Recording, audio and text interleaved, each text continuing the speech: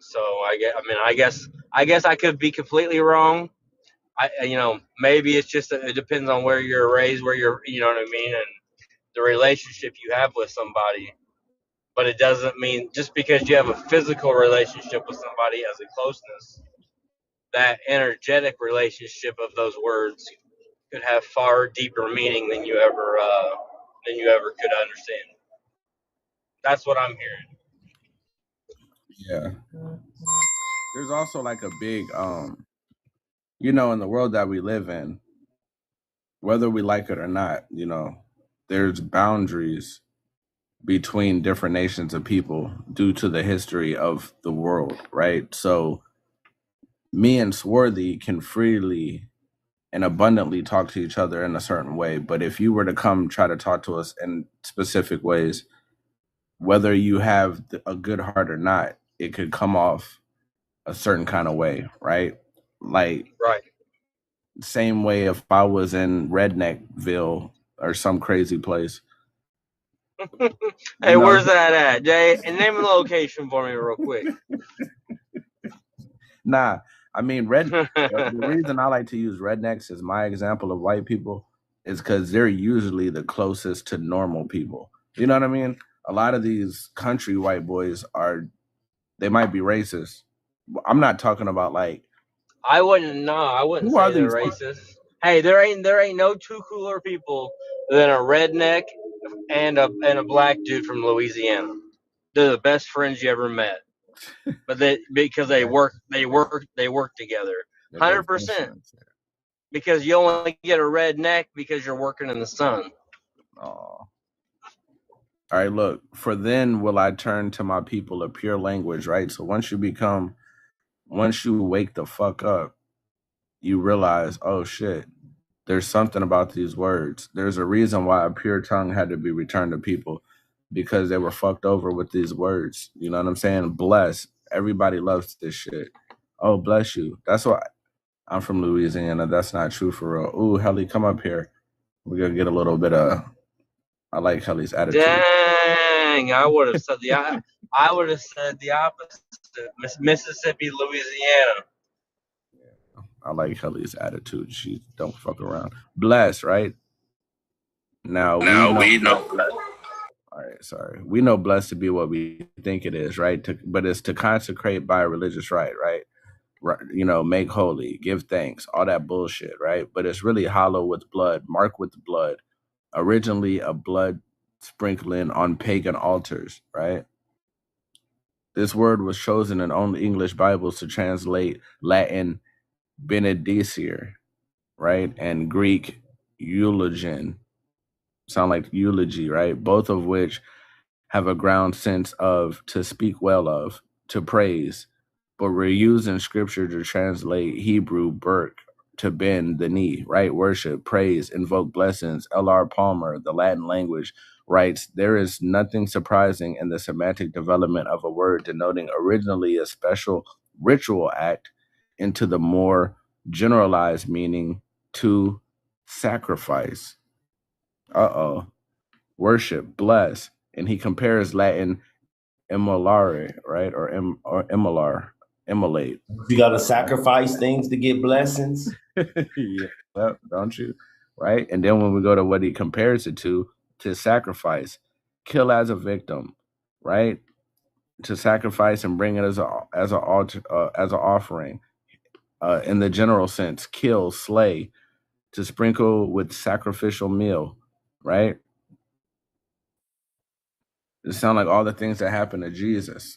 And it sound like that. Also sound like the Cain and Abel stuff. All that shit, right? This is how they were getting these blessings, sacrifices, blood sacrifices to demonic entities. You know what I mean? People go to church all the time and they read the Bible all the time and they think Jesus is their Lord and Savior, but that shit is sick and wicked, for real, right?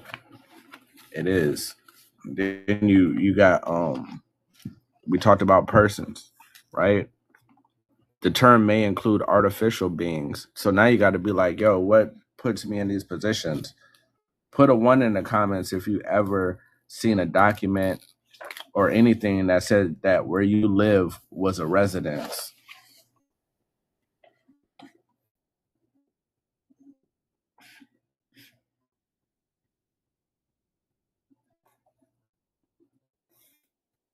Have you ever seen a document, signed a document, noticed a document that said the place where you live is your residence, right?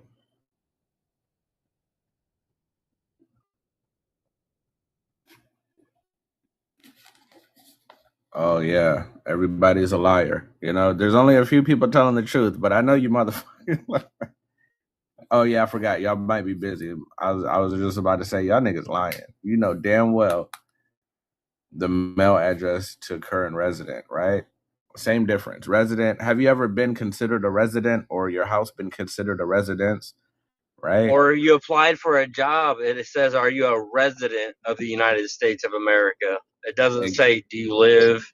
Do you own a home? Do you preside?" You're a resident. Exactly. You know what I'm saying? So then we get to this, right? Because this is a person. Everybody thinks they're a person. That's why I call people individuals. I try not to use persons, or I correct myself. You're right. The term may include artificial beings as corporations. Corporations are persons, right? Artificial person. A persons created and devised by human laws for purposes of society and government. Don't that shit sound like you? Don't that shit sound That's what black and white is. Black and white is persons devised by human laws for the purpose of society and government, right? Because black and white is a social construct, and you know it was devised by laws So for the would purpose of would that society. represent law of the land versus law of the water?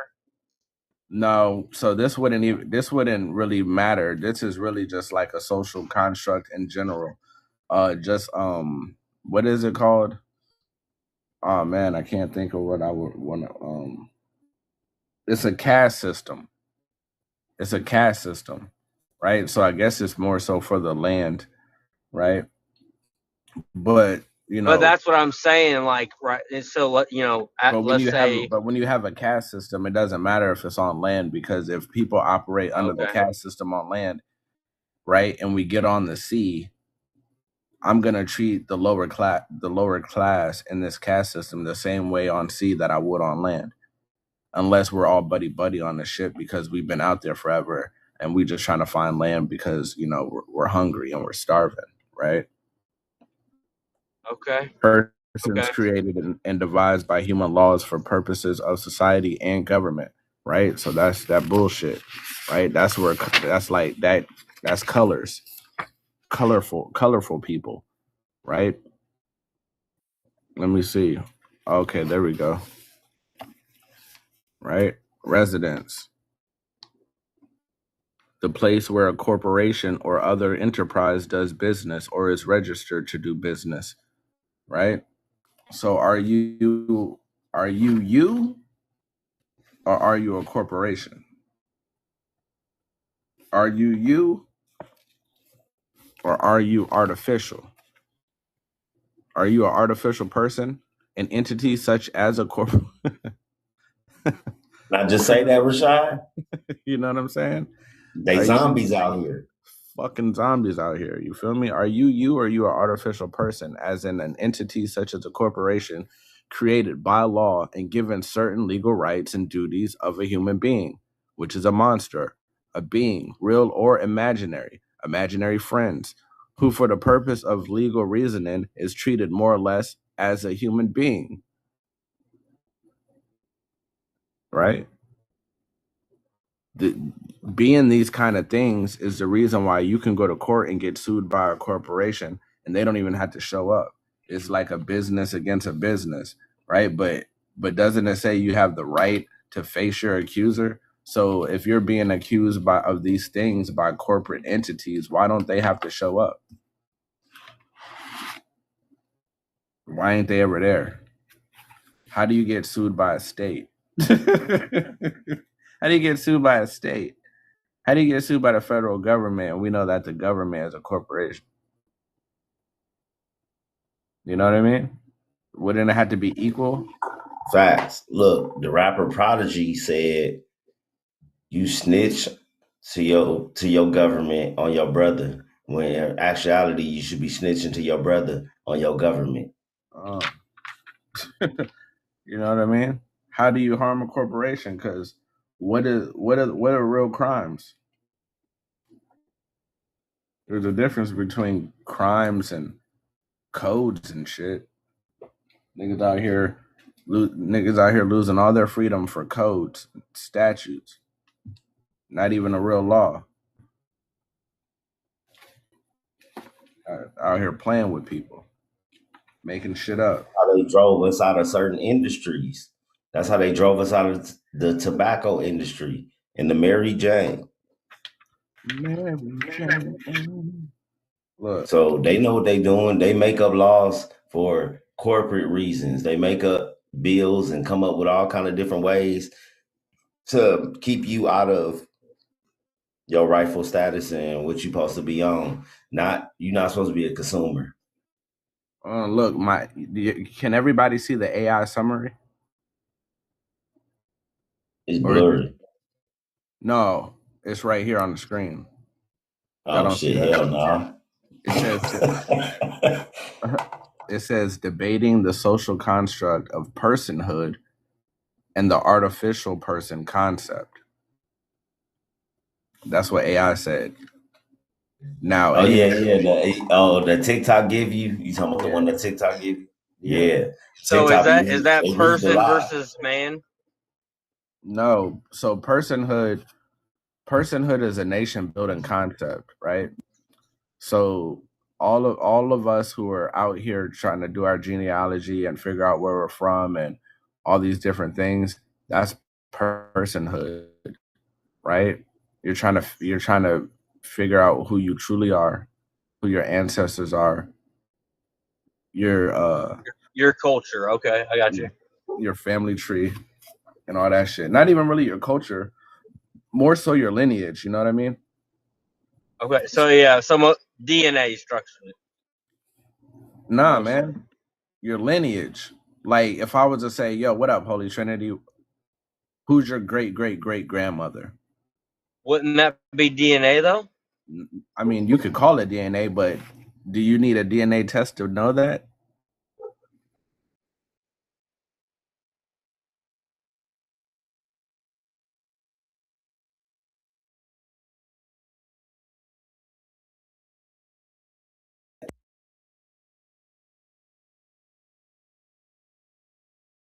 Yeah, no. Testing. I'm talking about a genealogical search where you search your family records. I got marriage records, military records, birth records, business records, if they own land, things like that. You know what I mean? So DNA is based on 1%, right? And 99% is just ignored. Genealogy is your family tree, and you really get to figure out who you are, but it's through, I go to my mom, boom, boom, boom. Go to my grandmother, boom, boom, boom. Go to my great grandmother, boom, boom, boom. In a line, documented. And I know who my family is. You know what I'm saying? We all can do these things. Right? Yeah, see, I mean, I've done this with my mother's side, but never my father's side. So that would be personhood. You know what I mean? And then with the personhood, you get to see the different statuses and situations your family has gone to. And then you get to see who you are and what position in this world you really are supposed to be holding, right? Personhood is the moral and legal status of being a person, right? Entailing rights, responsibilities, and dignity, which is distinct from merely being biologically human, right? Criteria often includes consciousness, reasoning, self-awareness. Boom. Self-awareness. You can't be self-aware if you have no clue what's going on with you, who you are, where you're from, and all these different things, right? You do all these things and you reconnect with your ancestors, you reconnect with the land you're from, you reconnect with nature. You dig? Yeah, you're blowing my mind. I never understood the importance to this because, like, especially being Caucasian, right? to be Irish, Scottish, German, Polish, Slavic, all these, Russian. There's Oh, so many different versions that like I'd have to do a bunch of research to try to find out. But I've never understood the exact importance to that. But that's huge, man. I appreciate that. oh no, for sure. It's important for everybody to do this work. Incest is in his family. Hey, look, man. I like him. Holy Trinity got a good heart. He got a good spirit. He ain't like a closed minded type of person. Nah, man, he's cool. Hey, even if incest is in my family, I'm here, right? I'm connected. I'm connected to nature and spirit, whether it is or not. I don't know though, but I will look into it. And if it is, I probably won't tell you. Yeah, some shit we just keep to ourselves. I mean, half my mom's side's from the hollers of Hazard, Kentucky. So like, you know what I mean? That they grew up rough and hard. Oh, you You know know what I about mean? the Appalachians? You grew up in the Appalachians? Yeah. Like I think I'm pretty sure my grandma's father is a mulatto. Oh yeah, you used to be a So Melungeon. You know about the Melungeons? yes, 100%. Yeah, That's so she said. I said, what do you look like? She said, tall, dark skin, the most handsome man around, and long dark hair. And her mom didn't never had a gray hair until the day she died.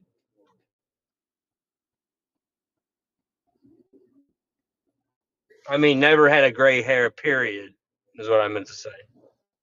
So like, there's you know, on my dad's side, it's like this Scottish Irish, but it's you know,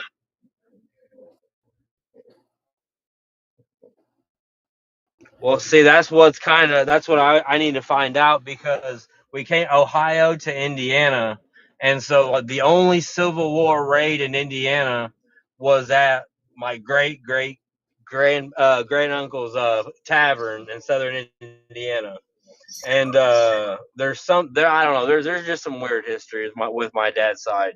I'm pretty sure they were probably northern soldier, like soldier type family people, if you know what I mean.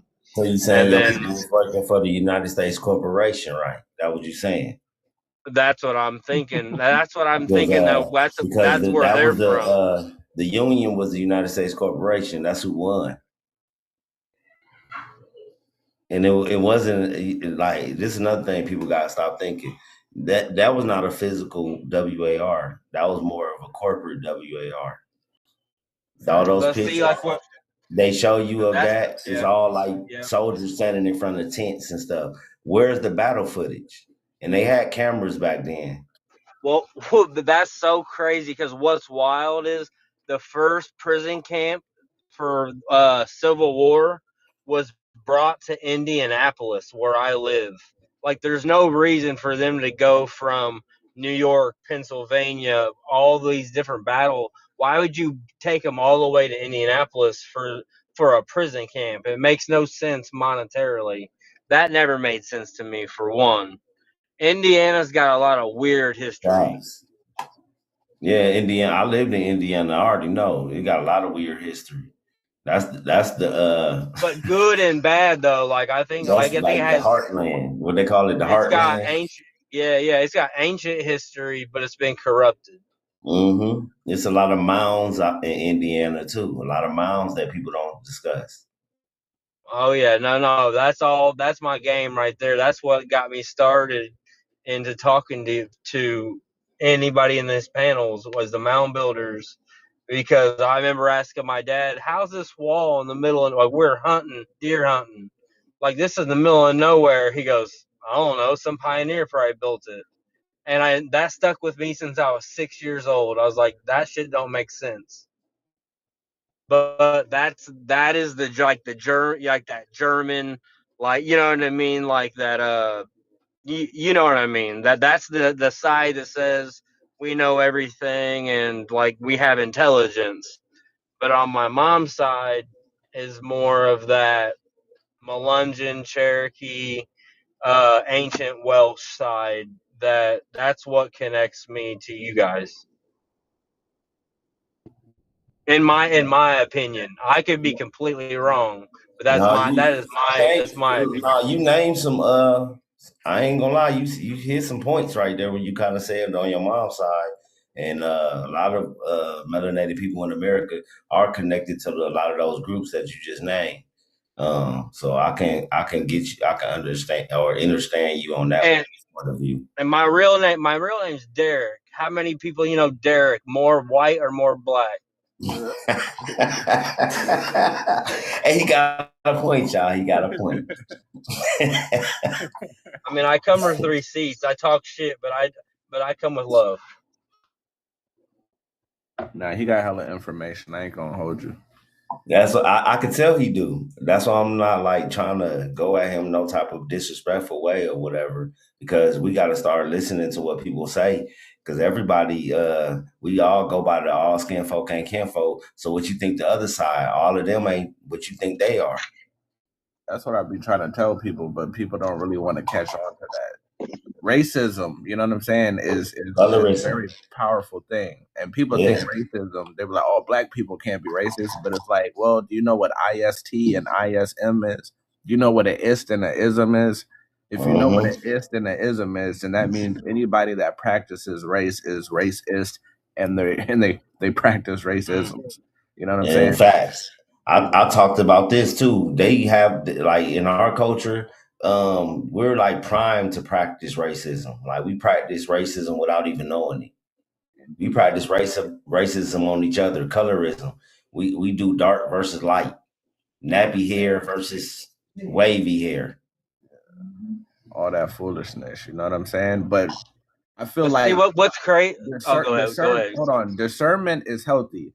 Now, one thing that I know and I will never take from our people, discernment is extremely necessary because there is a history of foolishness and a lot of crazy things happen, right? So when you see a so-called white person, right? Because if we're not black, then they're not white. You know what I'm saying? So are we gonna get into the concept of like if we're all talking about do your genealogy, then we got to stop calling people white.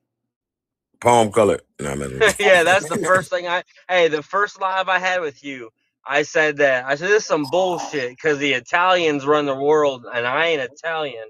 I'm a freaking broke, a broke, Polak, Spick. I'm all the above, right? I'm all the mixes. I'm broke as anybody else, but you can't say white because white goes so many different variations. But it's mainly it's France, Germany, and the Vatican is what I would say is white control. Like There's But also you know I'm what? just with a with the You know Church. when they kind of came up with that concept of like y'all being, because when a lot of the people that would be considered white when they got to America, they wasn't considered white at first. As soon as they got off that it's, boat, they wasn't white. It took a lot of them had to fight to be white. Like the Irish had to fight to be white. Facts. well they were forced to build the railroads, just like the other races. What There was railroads? you say what railroads? Yeah. Hey, look. Hey, so this can get really good. This conversation. What railroads? I'm so interested because I've never seen a nigga build them. I've only seen them fixing them. Mm-hmm. That's why I'm like, which railroads? So I think we had two different resets, right? I think we had the very first like takeover of the Americas is where they enslaved the Slavics, the Irish, and then the people who originated this land, which you guys know who I'm talking about. And then when they did that, they made them make these railroads to converse goods across so that they can make squares and circles property lines and they could take over using the government system. That's just my thoughts on it.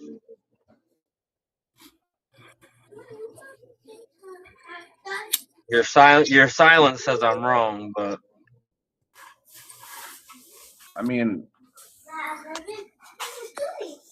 there's rights and wrongs to these things, right? Because you know the World's Fairs, right?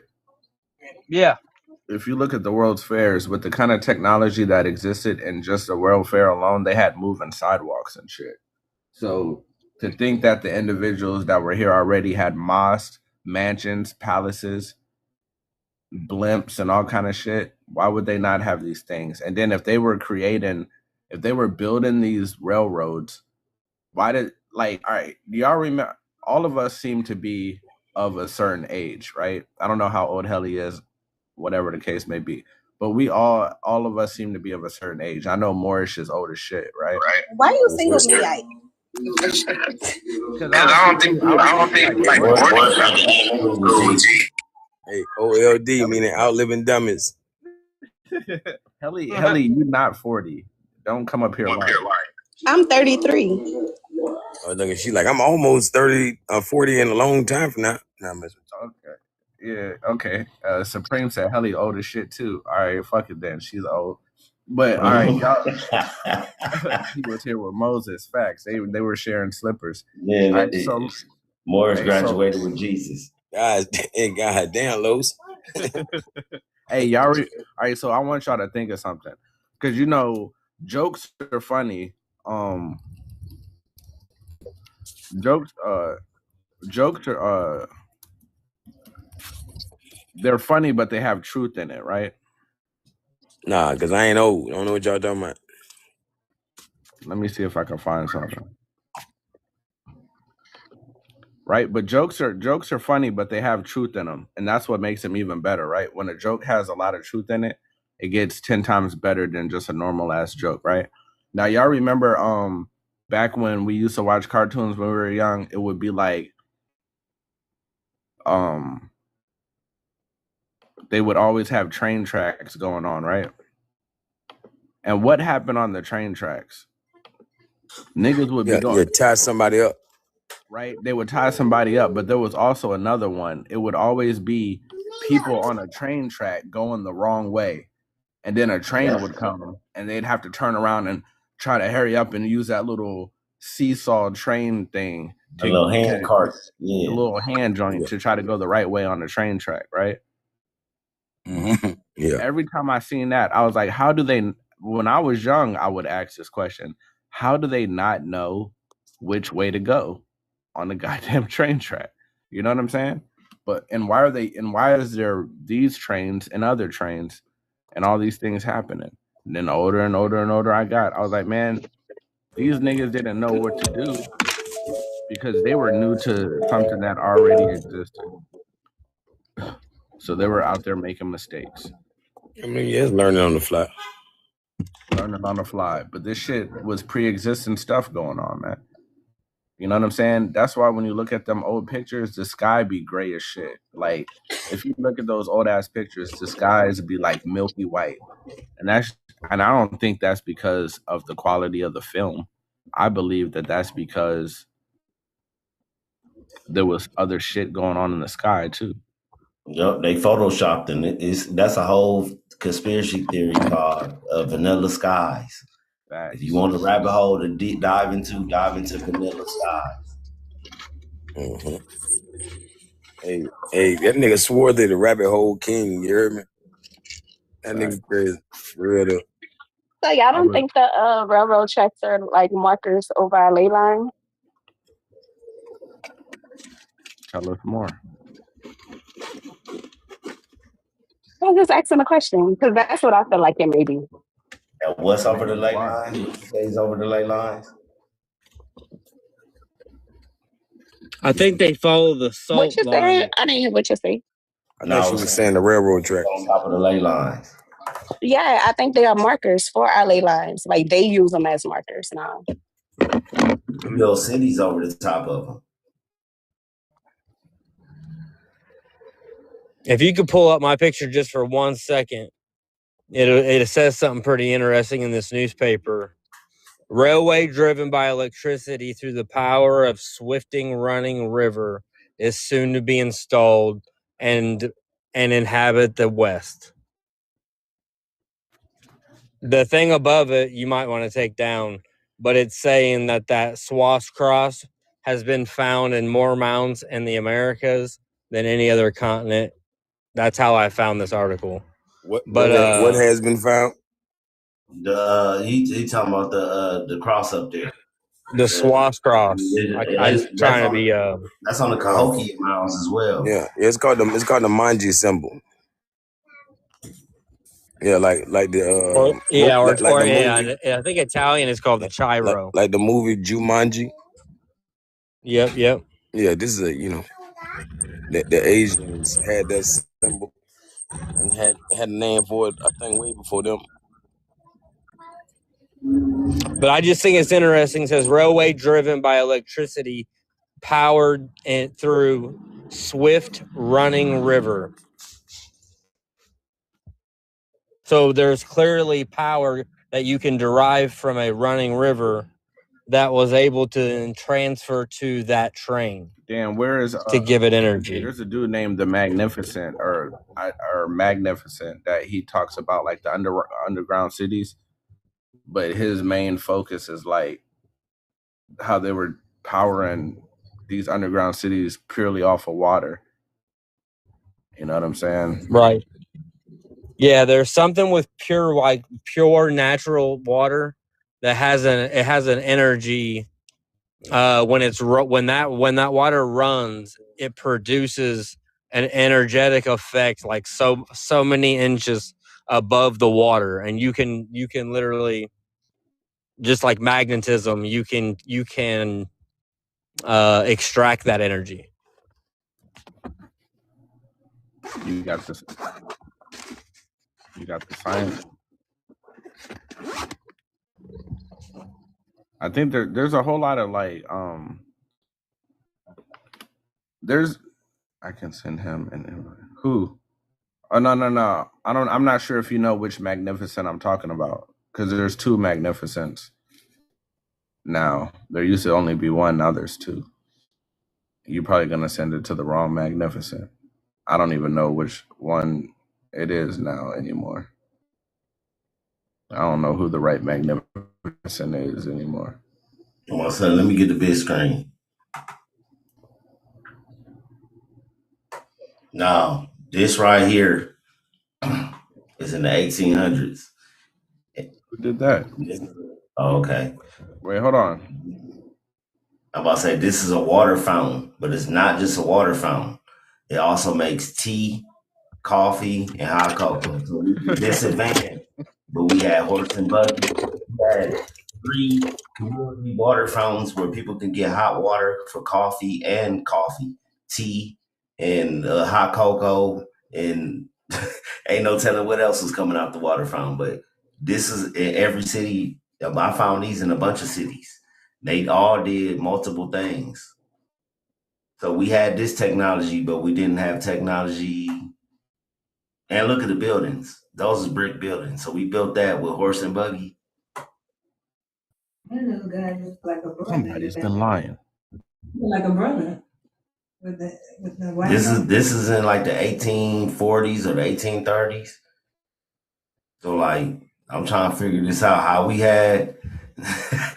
had like fancy water fountains that give you coffee and tea, free coffee and tea at that.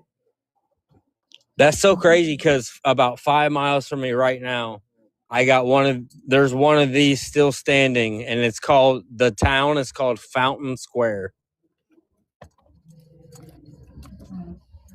Damn, that's crazy. Yeah, they had these all over the world, not just in America. They had these all. We talking. Yeah, I found these in like almost every city. Yeah, and they had them everywhere. So if we had free food and free civilization, this is how, like when you look at history and it's like a burst of inventions will happen over like a 20, 30-year period.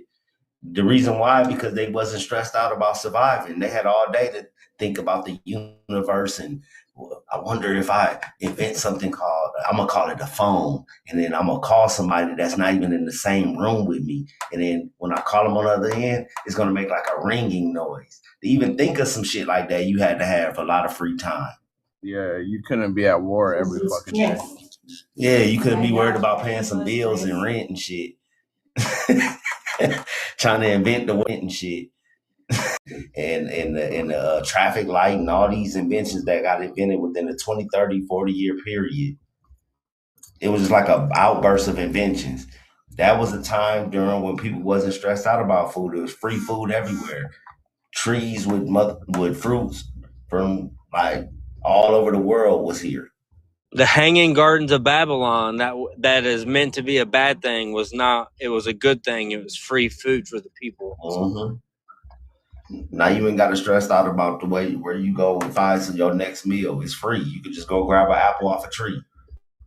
I mean, think about it. That's the only way that it should check your inbox.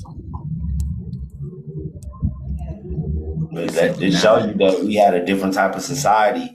When did it change to where everything is you have to give a portion of yourself to get something? It's you have to give me a little bit of your energy in exchange for this fiat currency. Then you can exchange that fiat currency for the products and the services that you need just to survive.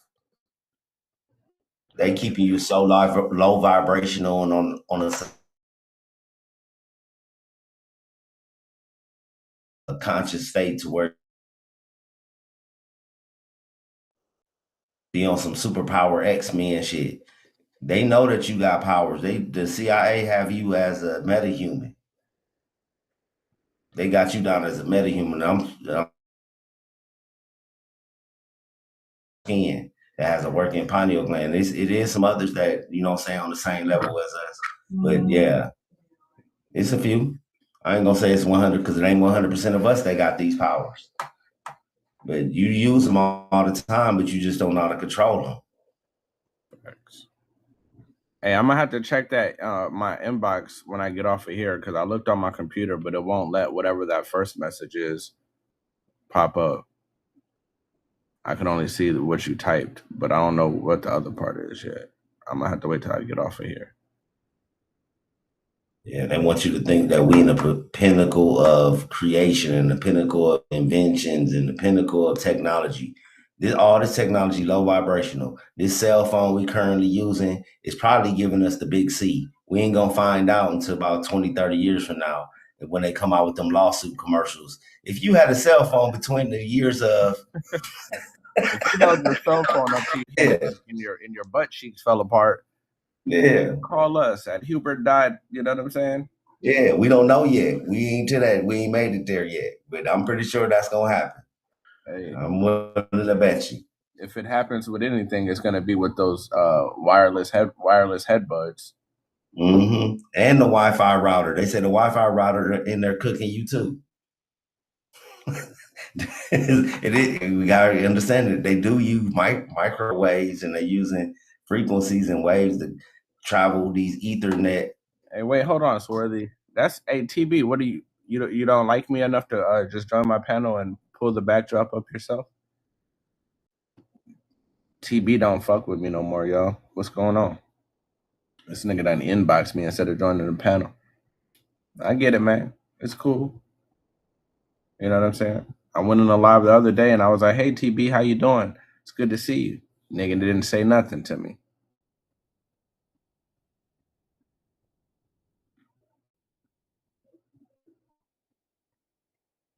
What it do? Alhambra. See? Where you go, TB? Nigga trying to be too cool for school now. We still friends, man. Hey, look, I'm fucking around because people gonna act like me and TB got a problem for real. I'm just fucking around, y'all. But yeah, I can't pull it up until I get off of here, and then for some reason my computer won't let me see the background. But you good, Swarthy. My fault. I was just fucking with TB real quick. Nah, I already know. Hey, congratulations, TV, on your apprenticeship. Hey, that's big. A lot of brothers don't get those type of opportunities, especially get with a union. That's a great opportunity. Congratulations. Who, TV? Yeah, he just got on. He posted. I think he just got certified or something like that. I seen his post on Facebook. Oh, y'all, Even niggas be on Facebook? oh, you don't know that nigga on Facebook? I mean, I don't know. I don't really be on. Damn, you thought y'all was cool, huh?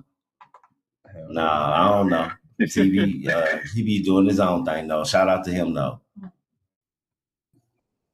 I was about to say, you know what I'm saying? Let me get something. Let me see. You know, I want to be an apprentice too.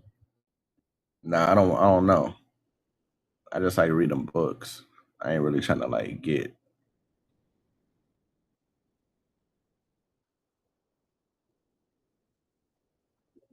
What I'm gonna the drop fuck? down and comment. They got me for misinformation. What did you? Look, just because I wanted to talk about fountains, I can't talk about water fountains and shit I mean, now. but how could they get you with that like 10 minutes later? Be like that. All right, man. I'm gonna be right back. All right, so told you I had a headache. Hey, you trying to come up here on purpose? I know Michi ain't trying to come up here on purpose. Hey, Stat, you meant to be up here? I only brought. Oh no! It said, take it down now. Bring it up now. Hey, I hope he ain't by himself listening to that shit. I've been saying sound like he in the studio that made his own crazy ass track. You know what I'm saying? Yeah. If he just listening to that shit by himself, nigga, No. If he made that himself, Take it down there. Take it down there. Hey, he's taking it down there. Now bring it up now. take it down. Yeah, take that song down. That's crazy, son. Oh shit! This nigga came up here talking about take it down, bring it down, pull it up now. That shit is crazy. Pause. He was like, niggas gonna hear my mixtape one way or the other. Mm-hmm. He said that shit crazy. Damn, so you didn't know you was on the panel? Gotcha. Gotcha, nigga. God damn. Oh shit. I had brought Helly up here to cuss Holy Trinity out about that Louisiana shit. What the hell? I know you did. That's why I stayed on mute.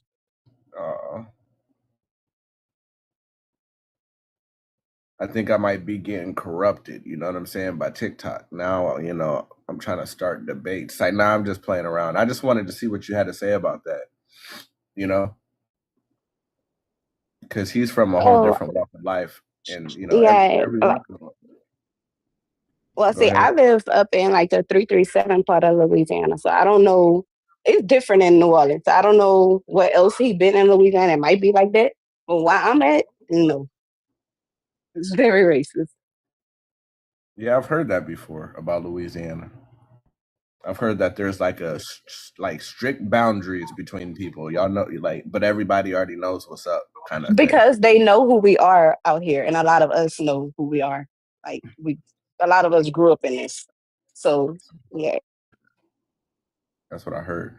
There's this book that I read called the Nigger Bible, and it talks about that shit in grave detail. Very interesting book, to be honest with you. It's a $500 book now. It used to just be a normal book, but I guess whatever happened, now it costs hundreds of dollars. You must have went around telling people to get it. I ain't shit. The last time I tried to talk about it, they almost banned my whole live. So I don't really talk about it much. They gave me a restriction the last time I showed it on here. I was like, watch y'all, I'm gonna show the book. They're gonna give me a restriction. I showed it for 1 second, restriction. Hate speech. That quick. But it talks about Louisiana. It talks about like it has a whole dictionary full of like words and phrases that we use and all that kind of stuff. Then it talks about like Louisiana. They have this book on my tribe. I tried to get it. It was our land records. That book $1,000. Say no way. They know what they're doing. Yep. You should, That all we got to do is get how many people? How many people do we need with $10? man, we need to find out how much the PDF costs. What you talking about? For real. What I'm saying is, you might want to get like the real copy and then just make copies. Yeah, the real one. Because it's on the University of Lafayette website, the PDF of it, but I feel like it don't have all the pages within it, especially of the book $1,000. Oh yeah, you think it done took some pages out? Put it like this. I know this off subject, but as far as expensive books, right? Like people know about the New Testament, this and all that, but you got the book of Barabbas. Barabbas is, Barnabas, the one who they took off the cross in exchange for Jesus or whatever. Man, the book of Barabbas costs 30 million litters. Litters is Turkish dollars. You feel me? So they're like $28 million. Barnabas and Barabbas is, right? You know what God that is, right? Barabba, meaning the son of the Father. That's Zeus.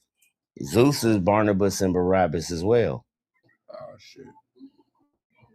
So like it go deeper when you tie all this in with the Greek mythology and a lot of this stuff. Like you just said, that book is worth $30 million because it's a lot of information that they don't want you to know about in that book. Yeah. As far as we talking about the real, you know what I'm saying? We talking about like the real origins of these religions and stuff. All that's probably in that book. See, I'm telling you that he was the real son of the Father. That's what his name says. Bar meaning son of, and then Abba meaning father. He was the son of the Father. You feel me? That's why they took him down instead of the guy y'all think, who Jesus is or whatever, Mm-hmm. It's your dollar, bro. It's he's the first archon. Yeah, you going there with the Gnosticism, but I'm talking about just, that's what it boiled down to when you really start getting into it. You start going into Gnosticism. Ain't it all connected? But no, saying Jesus is Yaldabaoth is like saying Jesus is God. Jesus is not God. God is not Yaldabaoth. God is not Yaldabaoth. Yeah, it's the God of the Bible. He's the God of the Bible, but Jesus is not the God of the Bible. But if you really read the Bible, it's about 50 gods inside the Bible. Yeah, that's what I'm telling you. Jesus is not equivalent to Yaldabaoth. But he could be of that. Yeah, I know what you're trying to say. Yeah, it's the same character. The son of, right? Wouldn't he just be the son of whatever God that's Barabbas. Yeah. Barabbas. I like how y'all did that right there. You know what I'm saying? Mm-hmm. Yeah. Break that shit down. Right? Yeah, Morris be smart like 32% of the day. About 32% of the day, he like the most intelligent person on the planet. Yeah, then I smoke another 32%. The other 68%, and I sleep. I sleep the other 32. So yeah, I feel you. The other 68%, he on bullshit. Nah, I'm fucking with you, Morris. Nah, this is a very intelligent brother. I used to listen to Morris before I got on TikTok. I ain't gonna lie. I would listen to this nigga on YouTube, and I didn't know who he was, but he used to be on Crumb TV. It's cooking. Yeah, cooking. I ain't gonna lie. And I used to be like, damn, this nigga cooking. You know who can give him did not know that I would actually meet him on TikTok. You know who gave cuss him out on the regular. Hey, Swarty. Yeah. You know who gave him all his notes before he went live on YouTube, right? Oh yeah, I already know it was you. Yeah. Everybody get their sauce from you, man. You like the sauce king. They all get it from Now look. people don't know. CEO People tell don't me know. he I'm a wrote your book ghostwriter. though. I'm a ghostwriter. CEO, Goddamn it. CEO already took credit. He said he wrote Rashaud's book. Nah, hey, I'm a ghostwriter. CEO don't even got Hey, no hands. I'm a biter, not hey, what my boy say. I'm a writer, not a biter for myself. And hey, nah, man. Hey, when it's real, it deserves to be everywhere. It is what it is, you know. Hey, real talk. I say a Morris verse. I'm only bigging up my brother. I'm only bigging up my brother, you know. You know what I mean? I'm big enough to do Big it. enough to do it. I'm that thorough. Plus, I got the balls to do it. You heard my boy? Yeah. Shout out to Rashaud, poet. Hell yeah, you dig. Hey, one day we gonna make a mixtape for y'all. We gonna fuck y'all head up. Hey, I used to rap, yo. I should play a song for y'all one day. Yeah, they don't We understand. finna make that spin the block on the KKK song. Yeah. That's what we finna make. I'm about that life, but hey, y'all gonna need to get me a vest, man. I'm gonna go so hard on that motherfucker. Hey, for real. Yeah, we finna make that spin the block on the KKK song while everybody distracted with T.I. and Tiny and 50 Cent and all these people. I'm gonna need a bulletproof car. You know, I'm with it though. Hey, you know that fake beef. They both trying to sell something. I don't know what they're selling. 50 got a new movie or something coming out, and T.I. got a new album coming out. like how the hell we let a nigga named 5-0 in the community anyway? You feel me? Yeah. And because then he got TIP, like he gonna drop a tip. Like this nigga brought us to the trap. Like why we want to be trapped anyways? You feel me? It is crazy. Because he got pew 9 times. Damn, that is crazy. A nigga named Tip drop it, like give it like yeah. And he was on the Crime Stopper commercial too. Tell him I'll call in with your tips. And that's why he say T.I. versus TIP. Like, you know, sometimes, you know, he feel like a nut. You know, sometimes you don't. Yeah, that's crazy. They are going. Y'all seen the latest video with the youngest daughter rapping? She dissing this nigga. Who? The youngest daughter. Oh shit. She got the best. I ain't gonna lie, her diss the best diss. I'm like, this is getting out of hand. This is Hollywood now at this point. This a rap battles have become. Yeah, I thought that was AI. I don't know if it was AI, but T.I. killed his ass. I'm like, damn. Excuse my language. I don't know that new T.I. song. I don't know if I heard his dish yet. I heard the. Yeah, you heard the regular song. The regular song sound like 2008. Yeah, that like. Nah, the one Damani dropped his son that be sounding like J. Cole. That shit was cold. That shit hard. Yeah, or the son, talking about his diss track. Yeah, not the King song. I like the last song King dropped, but it was, at this point it's repetitive. Like, okay, y'all don't like the nigga, we get it. Yeah, this nigga not responding. It's not like y'all not gonna get a response out of him. So let it go. Hey, I'm glad y'all came up here, man, because I had a headache. I didn't know what the fuck to talk about. Nah, I've been fasting.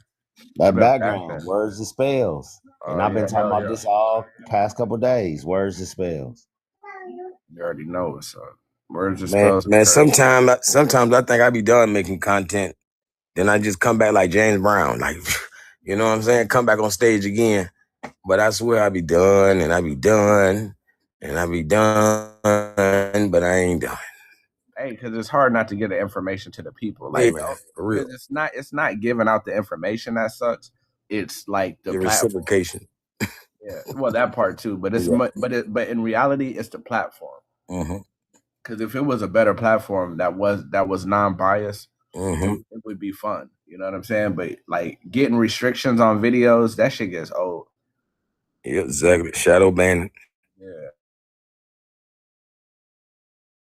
That you know what I'm saying? That motivation. Viral, then it's like now you gotta post 30,000 more videos. Like I ain't posted on YouTube in like 3 years. You know, I had 1,000 followers a long time ago, but I don't even goddamn post no more. I'm just tired of it. I don't know what it is. I'm about to be like Bobby Hemming and retire. Oh shit. For real. I'm gonna be in the shadows, you know, only dealing with the elite. You feel me? Oh well, then I guess you could still keep coming here. Yeah. I'll be on the cosmic couch. That's about it. Oh You shit! know? I hope this ain't an accident. What up, Cool Fox? Oh, it's not. I was just tapping, bro. Sorry, my bad. Oh man, Cool. It's good. I thought you were coming here to tell us about a new law you found. Huh? I thought you were coming here to tell us about a new law you found. Oh yeah. So the congressional documentation that I was reading, when you look at the Naturalization Act, right, you can realize that the United States could not invoke the 14th Amendment because the nationalization require each and every person to make a vow within the courts. So every single one of you that would supposedly be naturalized, right, as Indians, as whoever it is, maybe when the 14th Amendment declared, you guys would have to go in the courts and make a declaration, and your government would have to actually give you that right to be able to become a United States citizen. That right there is a violation off the bat. So because of immigration process never work, and a statute of large is volume 1, 3rd Congress, chapter 20. Because of that act right there, still active, the way they do the 14th Amendment cannot be invoked, regardless of whatever state they claim that may enact it or adopt it. Why? Because it requires you to relinquish your sovereignty from the other nation that are part, and none of that never happened. They're trying to emancipate us from our sovereignty. Hey, Right. Like I can't wait to have people even understand what the 14th Amendment is.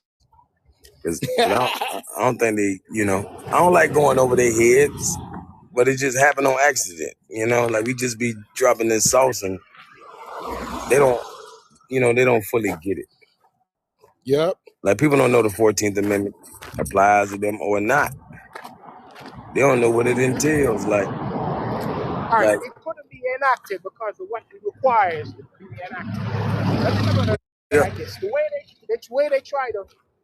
they try to phrase it is a material misrepresentation. I mean, many people may not know what material misrepresentation is, so let me just break it down a little smaller. It's like if you say a glass is a plastic, when it go close to it, it's just a hard glass, not a plastic. A hard glass and not a plastic. When they drop it on the floor, it cracked and broke. You realize it's not plastic. That's what a material misrepresentation is. When they say something is and it's actually not when it comes to reality. When they test it by law and it seems to have no fact. Once it cannot be enacted by a fact, then it becomes not law and it becomes a usurpation. So they're trying to say that the 14th Amendment enacted, the way they phrase it, it could never be enacted in any way concerning as law. It can be made as a declaration, but declaration are not law. It has no power over another nation or another man. Any man can make a declaration, any person can make a declaration. Anybody can make a declaration. But that declaration only binds the person and the people who make it. Hey, watch this. Like I got a lot of people in the community that get mad at me when I break the word declaration down, right? But literally, watch this. I'm gonna get Rashaud to help me out, right? Like when we got DE as a prefix, like what are we typically saying? No. Yeah. Like not, no, or whatever, Like when somebody, like if you denounce or, deviate or, decide. You feel me? Like, it's the same for indigenous. what's this, man? So isn't D sometimes like of? Well, that's when it's just a word, like in French. In French, like if we say day and then lay on, you feel me? Then it would be like that. But when you compound it, it becomes a prefix. You feel me? Right, right. Yep. So when we saying DE, meaning not, you feel me? Like desensitized or something, So what's like you feel me? Like mean not sensitized. You're not sensitive. Yeah, you feel me? Yeah. You feel me? So watch this. Then we got the word, we sent declaration, but the CLAR is the word Claris. Claris means clear. You feel me? So a declaration literally means, not clear. Not clear. Yeah, it's not clear. Oh shit. Yeah, cause all right, so day is like away, so it would mean like pretty much taking you away from whatever clarity you're trying Yeah. to.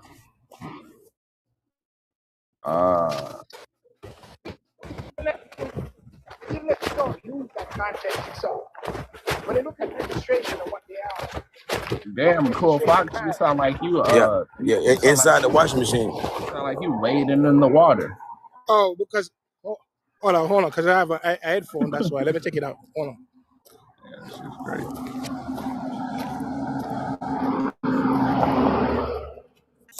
Like denationalized. That better? Yeah, that's better. Yeah, I took the headphones off. I'm outside walking around. Yeah, so legislation itself, when they're dealing with legislation, it requires certain prospects in order for it to be enacted. So that's what you have to keep looking at. What is legislation? Legislation is the power of a nation to write law. So law, it binds the people who are the members of the body, of the community or the society or the nation. So now, if you're going to make a law, it only can be enacted or pushed forward on the people who actually are part of the members. To then make that legislation to extend out of your members and impose on people that are not your citizen or part of a nation or your society, that is a usurpation. That's what you got to understand. That's the key part you got to understand. This is the reason why when they start challenging jurisdiction, it becomes personal jurisdiction is the key rather than territorial jurisdiction. Because indeed, the territorial jurisdiction, they are guaranteed to govern the area itself. But not because the territorial jurisdiction comes with the area to legislate. It also have to think about the people, because personal jurisdiction belongs to the people or the nation in which you are a part of. Since you're not a part of that nation, it becomes a principle where the nation itself will have to get a delegation of authority from your nation. And being that they did not have the delegation of authority, a treaty might be able to be suffice. But if there's no treaty and no delegation of authority, then to make a law to subdue another person, you are usurpating that nation and become political repression as well as colonization. The United States never set itself as a colonized company or colonized country. It was setting itself as a free country that is separated from its own nation, which made the United States become a native to America. Native itself is when it's separated from a nation and form a nation for yourself, or form a country or a society for yourself. With the concept of a nation. The reason why we got Eugenio up in here. Huh? No, I'm just saying we gotta whenever the Moors get on the panel, Eugenio pops up because he got some information too, but he be trying to act shy. Oh, you acting shy, huh? Eugenio be acting like he too cool for school too. It's all good. So when you understand that concept itself, by basically listening to the basic structure, how things set, you realize that the enactment of a law requires certain principle for it to happen. When they challenge that underneath the principle of validity, it means valid. Valid itself deals with all of the things that are concerning true honesty, equity, and everything in one. So now, where's the equitable principle which they would have to take away the other nation citizens and bind them to subjection to their state? The only thing you can find is genocide. Damn. That's the only thing that can happen. Is either genocide, is either forcibly transfer your children into the nation, or doing things that bring about the destruction of the other nation. So genocide doesn't have to be with killing. You can constantly manipulate another nation in a way that its citizens don't subject themselves to it anymore. Exactly. And Exactly. once the citizens don't subject to it anymore, you are effectively bringing about things that cause destruction for the other nation, make the nation itself doesn't have no stand in itself. This is why the Moors itself here in America are separated from the Moors around the world. Why? Because the Moors itself, their kingdoms tied together become an empire. So Yes, what sir. you guys have to look into see, how did your kingdom here that the Moors were a part of, how did your kingdom here got diminished?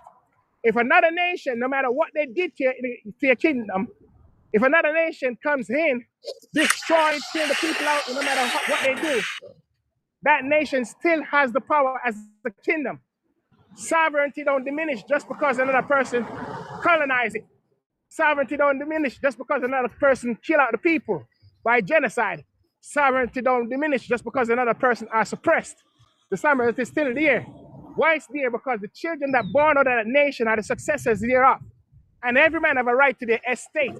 So if you have a right to your estate, the best thing you can do is formulate your own constitution and have your people pledge their allegiance back to it. But what's going on with the Moors, instead of they build nation, they build churches.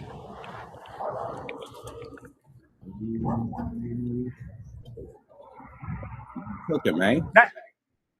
So the charter itself doesn't have the same effect as the charter of a government. Somebody said, can you say it again? Oh shit, we got Yusuf in here. Hey man, I'm bringing all you Moors up here so you can that y'all know. I knew Yusuf wouldn't decline my request. Assalamu alaikum. Islam, brethren. Walaikum salam wa rahmatullahi wa barakatuh. Much love. Hope you all the panel as well. Yes, sir. Peace, peace. What up? Peace, peace. Much love, much love. God damn, we ain't seen Yusuf in a minute. I'm always trolling. Yeah, You know, yeah. always in the shadows.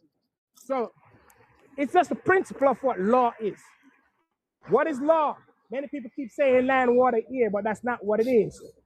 Law is binding upon the members of the society in which the law is invoked. So the members of that society, that law bind them. It does not extend itself to anywhere else but within the members of the society. If it so should extend itself, then it usurpates the authority in which was granted to it as a nation. Why? Because each nation itself must honor every other nation that around it. Because each nation must honor every other nation around it, every other nation is built by the citizens thereof. So you must also honor each citizen of that nation.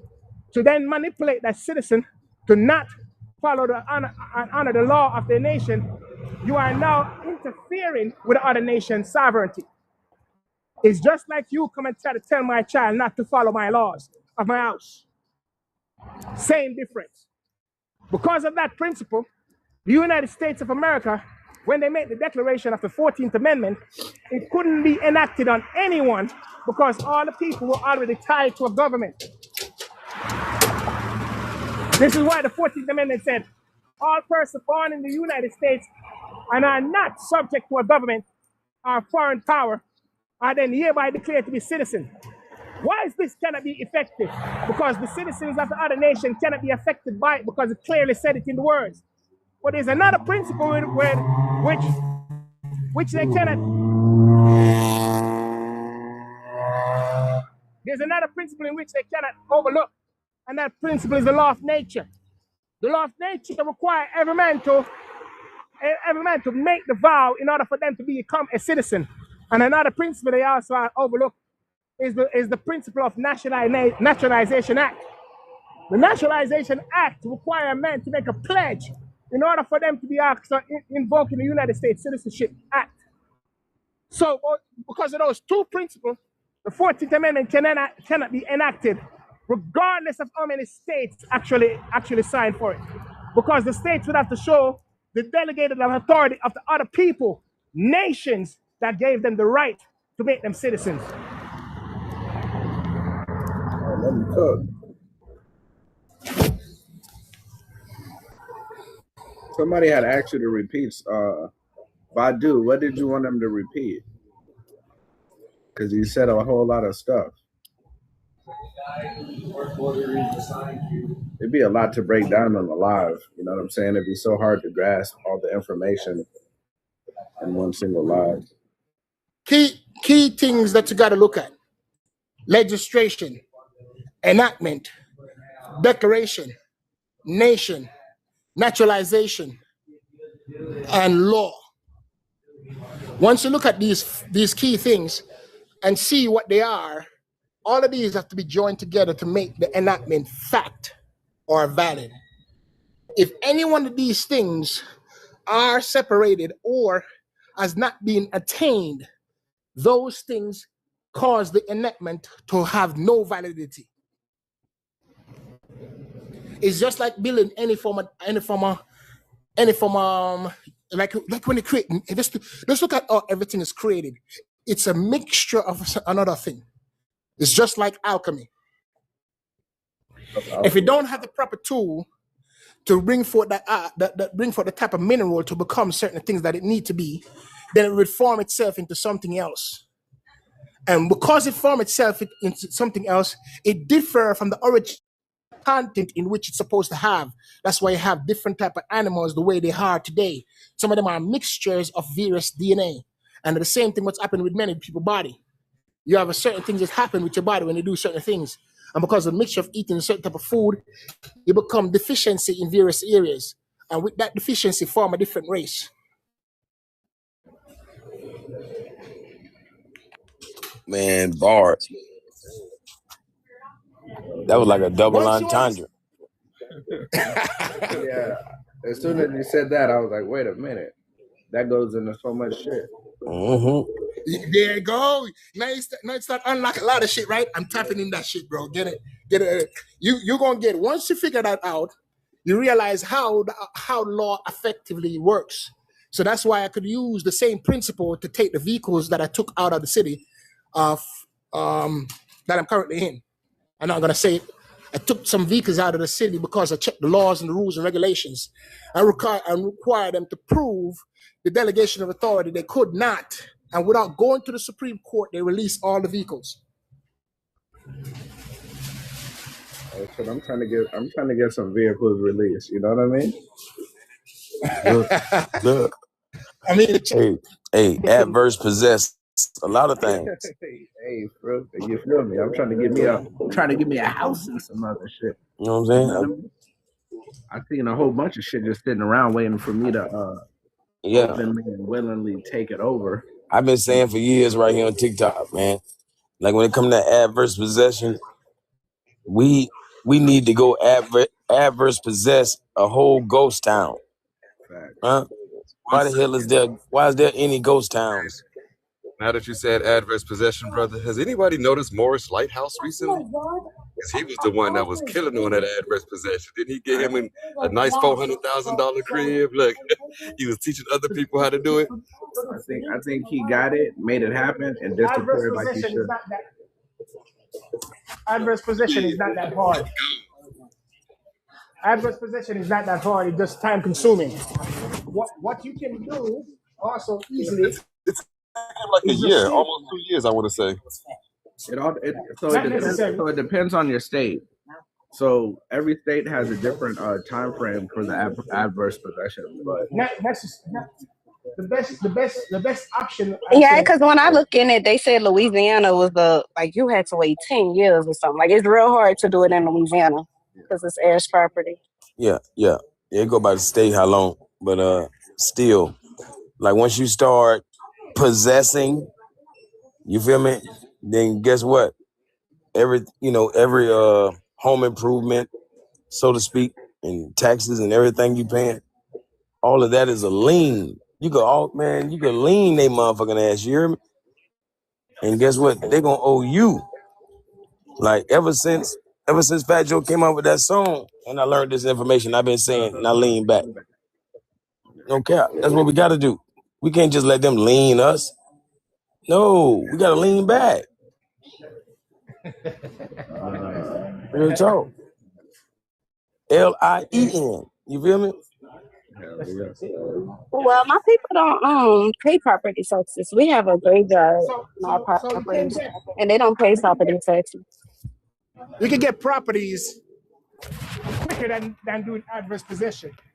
You see, and when it possess the property, if you want, for many people who doesn't understand trust, because many people are buying trust and doing all that stuff with trust, but don't know how to don't know the function of a trust. So the quickest way to get a house is go down there and look at the county and see which one of these houses owe taxes, and then buy them through the tax principle, and you would own that house easily. Yeah, And sometimes you can make down payments on the taxes quicker than they do adverse possession. yeah, definitely. Like definitely. Like people should be open to doing all of it. You not because the thing about adverse possession, you got to actually possess the house. You have to stay there. So, Not necessarily. so You can well, clean it up. well. I mean, you got to possess it. You have to possess it. You just gotta land a foundation. I thought you just have to like Nah. build a No, structure or no, something. somebody, no. Have y'all ever No. heard of a squatter? What about laying concrete and Have y'all putting a ever heard date of in it? a squatter will Oh, come that is a move in thing your though. shit? If you set up a concrete porch, that is a thing. Yeah, I'm telling you that if a squatter Yeah, climbed because through I your window, remember if a being little and seeing that. hey, bro, if a squatter climbed through the window, then they're gonna squat on your shit, and it's gonna be their shit, damn near. Because even squatters have rights. Yeah, but the difference between a squatter and adverse possession is when you do adverse possession, it has to be open and deliberate. And That's you what I'm got saying. That's why you're supposed to be there. You're supposed to be there. You're supposed to be in possession of the No, house. they don't have to. If you want to, if you I'm telling want you that if a squatter come, he's gonna be there, and the squatter would own your shit more than you. Well, they would have rights. You wouldn't be able to kick them out. Yeah, squatter's right. Squatter's right's a motherfucker. He's right on that note. That's why it's important to actually be there. That's the reason.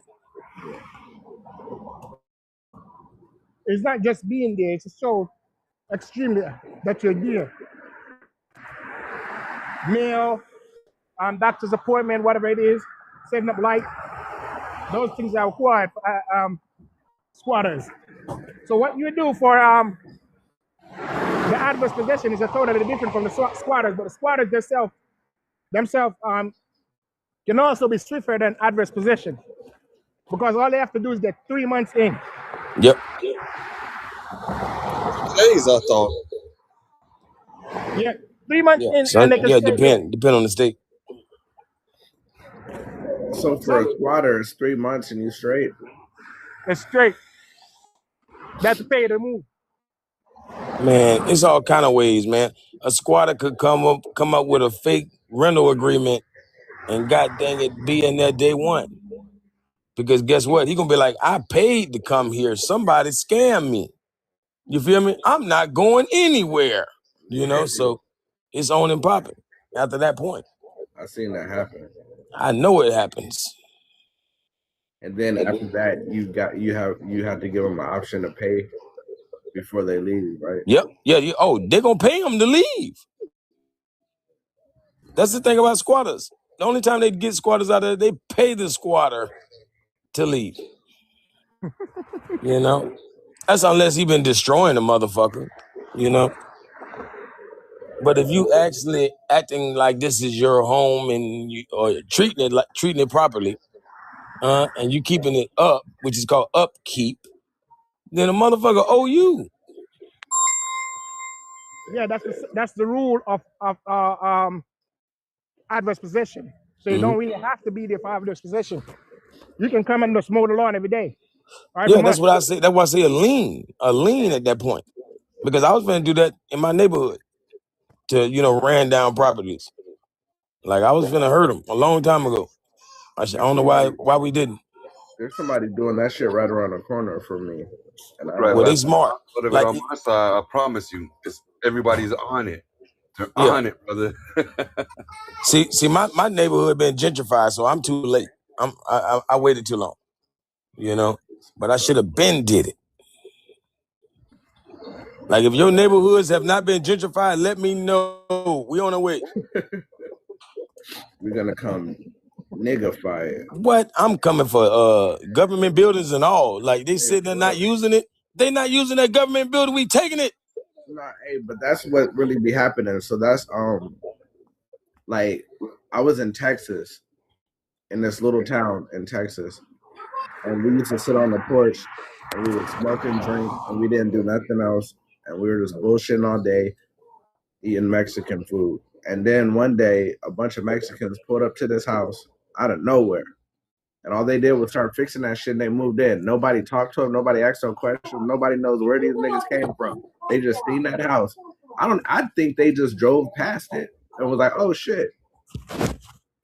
Went up in there and ain't nobody said nothing to them. And then they just, next you know, they lived there. And it was it. And no, there was no for sale sign or nothing. It was just a house that was just sitting there. And ain't nobody really gonna say nothing because all they did was make it better. They fixed it up, they cut the grass, they made it look beautiful, and moved right on in, parked their cars up in the yard and all kind of shit. And it was it. I've been looking at the Venezuelans do that in Chicago for the last 3 years. Hey, greetings, Lisa. Yeah, man, that's what these folks be doing, man. They just be adverse possessing some shit or squatting. You know what I mean? But if you go find, I was driving down the street, right? And there was this house. It was a 2-lane road. And there was this house, and I seen it, and I was looking at it, and I was like, damn, that would be an amazing house to adverse possess on some shit because it's in the cut. Ain't nobody really fucking with it. It's torn down just enough, but it still looks good just enough that you could probably go and not really be the most handy person and still maybe make that shit work. A couple months later, I'm driving down that same road. I see a dude looking at the house. I stop and I say, man, you probably could adverse possess that shit. Tell me why the dude was like, what you think I'm doing? What you think I'm doing? It's a road that I frequent back when I used to drive to this other city, I guess you'd call it a city. I drive back through there one day, and this is more recent times. I drove back through there. It's the same house. It's just all beautified now. They fixed it up. They put new shutters, new windows, cut the grass. They like redid the driveway and everything. The shit's amazing. And I was like, God damn, Slim, we could all do that. Now watch this, bro. But people get mad, especially at Moors for talking about like stuff like adverse possession. But how can this be your land and you feel like it's illegal if somebody that look like you try this? If somebody look like you take some land back, y'all think that he a criminal. Y'all is out y'all mind. Like, make your mind up. Is this your land or not? Right. I think the only thing, like one of the main reasons why it's been so difficult for niggas that have tried it is a lot of niggas be trying it in communities where they know the cops are gonna get caught and they're gonna get harassed and they're gonna get fucked with. Like, do it. Why don't you do that shit? No. Hey, shout out to Empress Ninty, man. She had a whole mansion. You hear me? An entire mansion. Like, she don't play no games. You feel me? I'm talking about it ended up being a federal case, and guess what? She beat the feds. Oh, okay. Like, and they got a 98% conviction rate. So she part of the 2%. They get a 98% percentage rate because they manipulate the numbers. You know why? Because they drop charges they cannot convict you on. They smart. No. I'm telling you, that's part of it. That seems like a smart tactics, but that's not what they did. What did they do? So what they did was they back you up with a lot of charges they know won't stick, and get you to plea on the ones they know that will stick. Yeah, of course. Every time. Plea bargain. The one. Matter of fact, I went to prison for this same reason. They motherfucking dropped all of the charges that they had, the evidence, which made no sense. And it was only one case. They said, we'll drop this one that we can prove, but you got to take the 3 that we can't prove. I got to take 3? Just to drop one didn't sound right, but I was young, so I just wanted to get it over with. So I saw a lady with 100. I saw right now I'm working on a case with a lady got 159 charges. Right. When I look at the charges, none of them would stick. So within less than 30 days, I issued them a documentation and tell them to fix that shit. They sent a dismissal and went back to try to fix it and go ahead and fix it again. And once they fix it, they come back in. They look, it doesn't have no specificity. So I send out that documentation again. I say, hey, tell the magistrate to dismiss this before the hearing. Because this is right here a tactical thing for getting a plea bargain. So yeah, it's a plea bargain scheme, which they should be penalized for. Whenever they try to use those things to get you and have no such evidence, they couldn't file a claim. Just look at Federal Rule 8 and 9, and it should suffice you with whatever you want to do when they're filing a claim or have a claim. You see, a complaint must have very specific things on it. What are those specific things? The things that entitle you for the release. Like, for instance, child support itself. How it becomes a governmental right. The government has no right to the child, but it's the father's right. So the government comes in and try to delegate this authority what it does not have. So while it's doing that, it's messing up with private right. Immediately, you're supposed to invoke a principle saying, hey, the complaint doesn't have no fucking merit. Why? Because it's not a governmental right. It requires certain steps would need to be done, and they never do it, which is a violation of due process laws and also separation of powers. It's also Cool Fox has been getting niggas off of child support for years. You feel me? But God, these people are messing with y'all, man. So I dedicate myself right now, as we speak, to sit down and read and study law. Why? Once I finish studying law, I'm gonna write certain documentation issued to one specific nation, and that nation I'm gonna teach it how to use those documentation, and they will be able to separate themselves from the United States effectively. Once they separate themselves from the United States, they would have to give them land without no fuss over it. No, bro, I was just gonna point out how all these rights only apply to the natural person. You feel me? Like Rashaud was teaching them earlier, showing them earlier about the artificial person. You know? But the artificial person that they're making, right? It has no grounds at all. Zero. That's what we're saying. That's what we're saying, Cool Fox. Yeah, he just reiterating. He making well. Well, I hope they listen. I'm reiterating this, enforce whatever I'm saying. I'm not even correcting him. I'm just enforcing it. Yeah. So the artificial person itself, even though you may say it doesn't have no right, they're trying to tie you to it, calling you it's called a responsible person. Just look at the IRS documentation, the way it's phrased. They phrase it the responsible person, because anybody can become a responsible person, given the standard to show you the principle of a contract. Once you see certain aspect, it will show you the principle of a contract. So now that you are bound by the contract and the obligation, you are now taxable. That's where the tax code cannot be written. Contract law. Everything is contract law. You know, everything is consent. That's why even what did Kanye say? It's a choice. You feel me? Yes. So now you know. They even when they try to give them the code and all that stuff, what did the first thing you do? You sign up for that shit. So the best way to do anything when they're doing anything, when it comes to a contract, what you have to do, the best thing when they want to get out of one. You want to get out of one? Yes. What is the best thing you use to get out of one? You rescind the contract. You said rescind the contract? Yes. How You so? cancel it. How do you cancel the contract? You have various reasons why you can cancel the contract. Contract can be canceled if it's oppressive. Contract can be canceled if it's undue burdensome. Contract can be canceled if it's not beneficial to one party. Being that it's not beneficial. Would that have something to do with like consideration? Consideration would be a part of that, yes, but consideration is not the only part of a contract.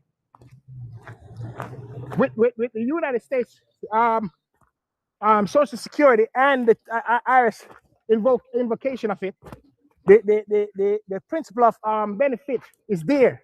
So there is some form of benefit. So therefore, it's going to be assumed that there's some form of contract, valid contract.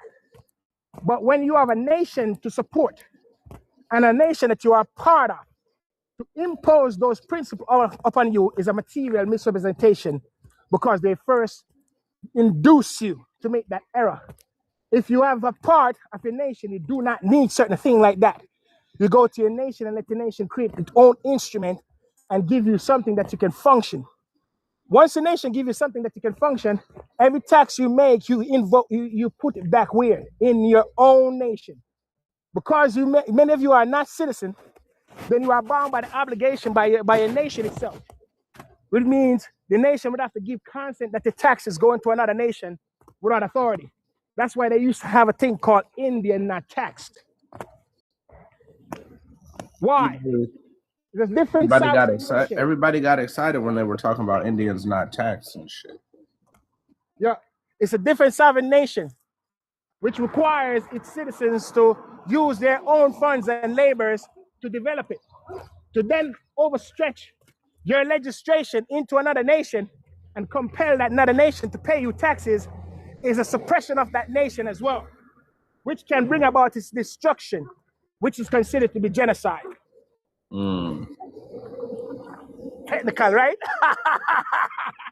I can see it though, because it's low key like putting a foot on your neck that you can't get up. Right? So that's why I really took like what 3 days and 3 properties. I took 3 properties. I took 3 properties out of while they're not on Indian land as per se. They're not a reservation. Why?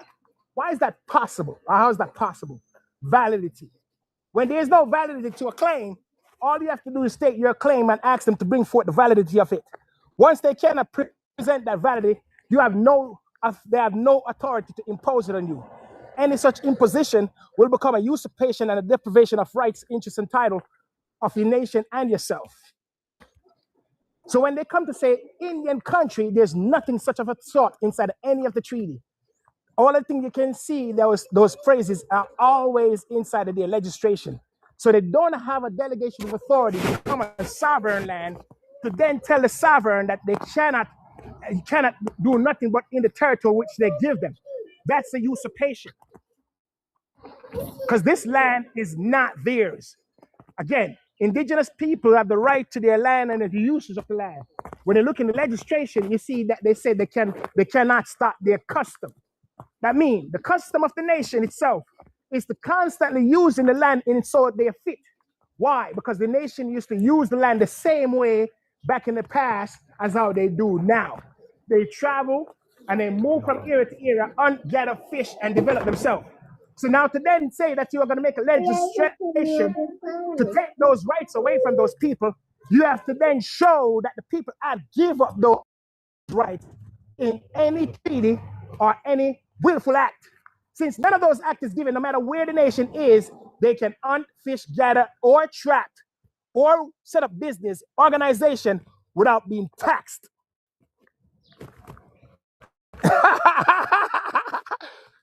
So I took those nations right out of goddamn out of the county. They tried to impose about 35,000 taxes because the person did not want to pay. Now I'm looking into how to recruit the taxes that they took from them. They took over $1 million worth of tax. I'm going to go for that too. Why? Because the principle of law is still uphold. If you take something from a man and show no true reason how you get that thing, then that man can recoup that thing by your with interest because you defrauded him.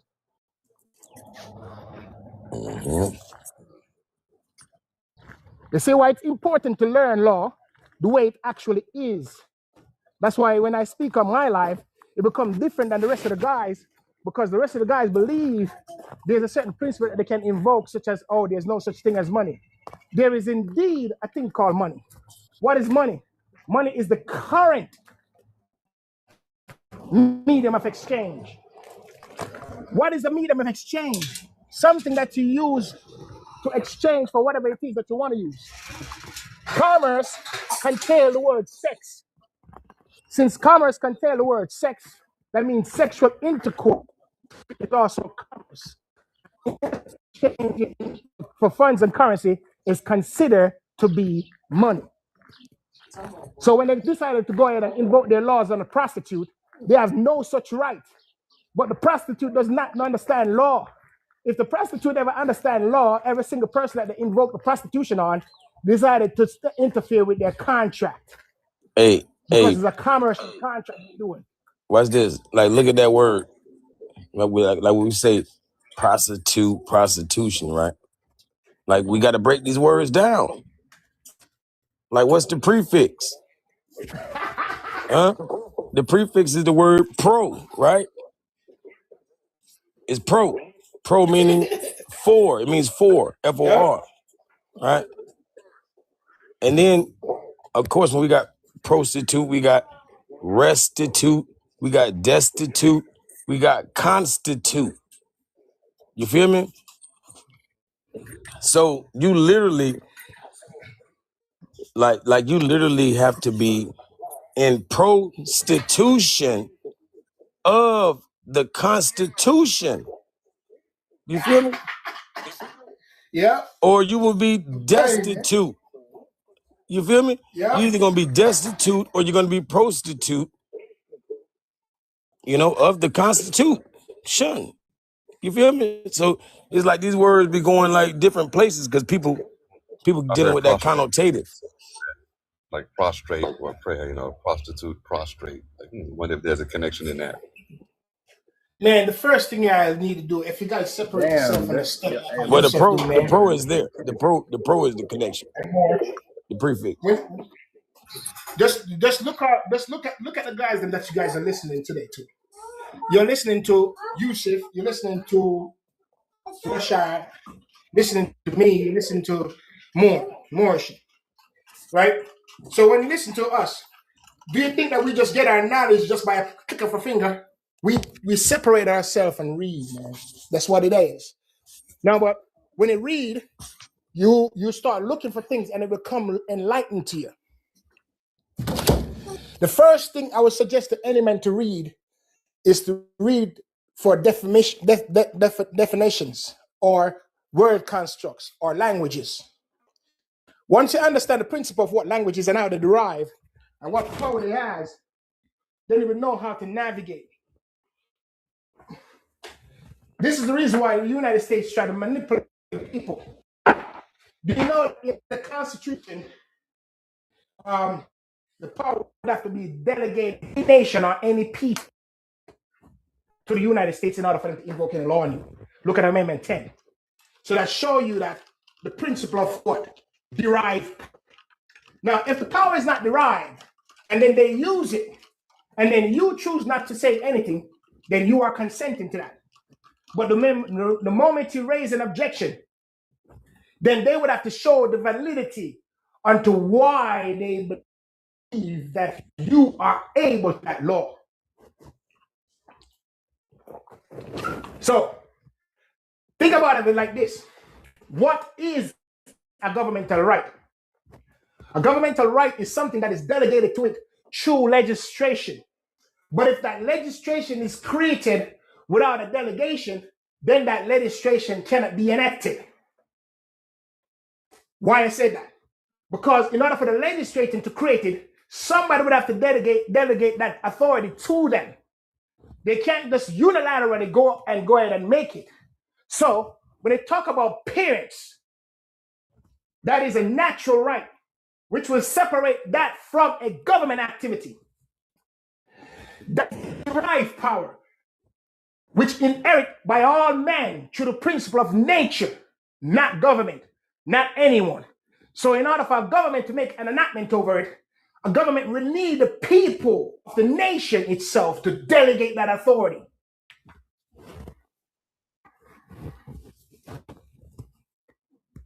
Since there's no such legislation.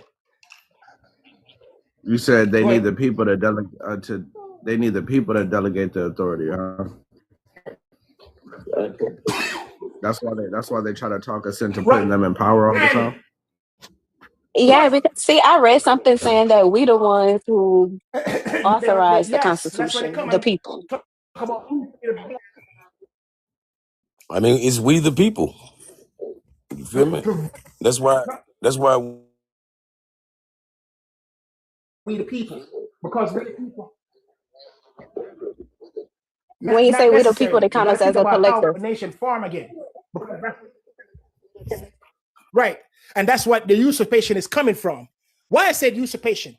Remember, every individual have a natural right.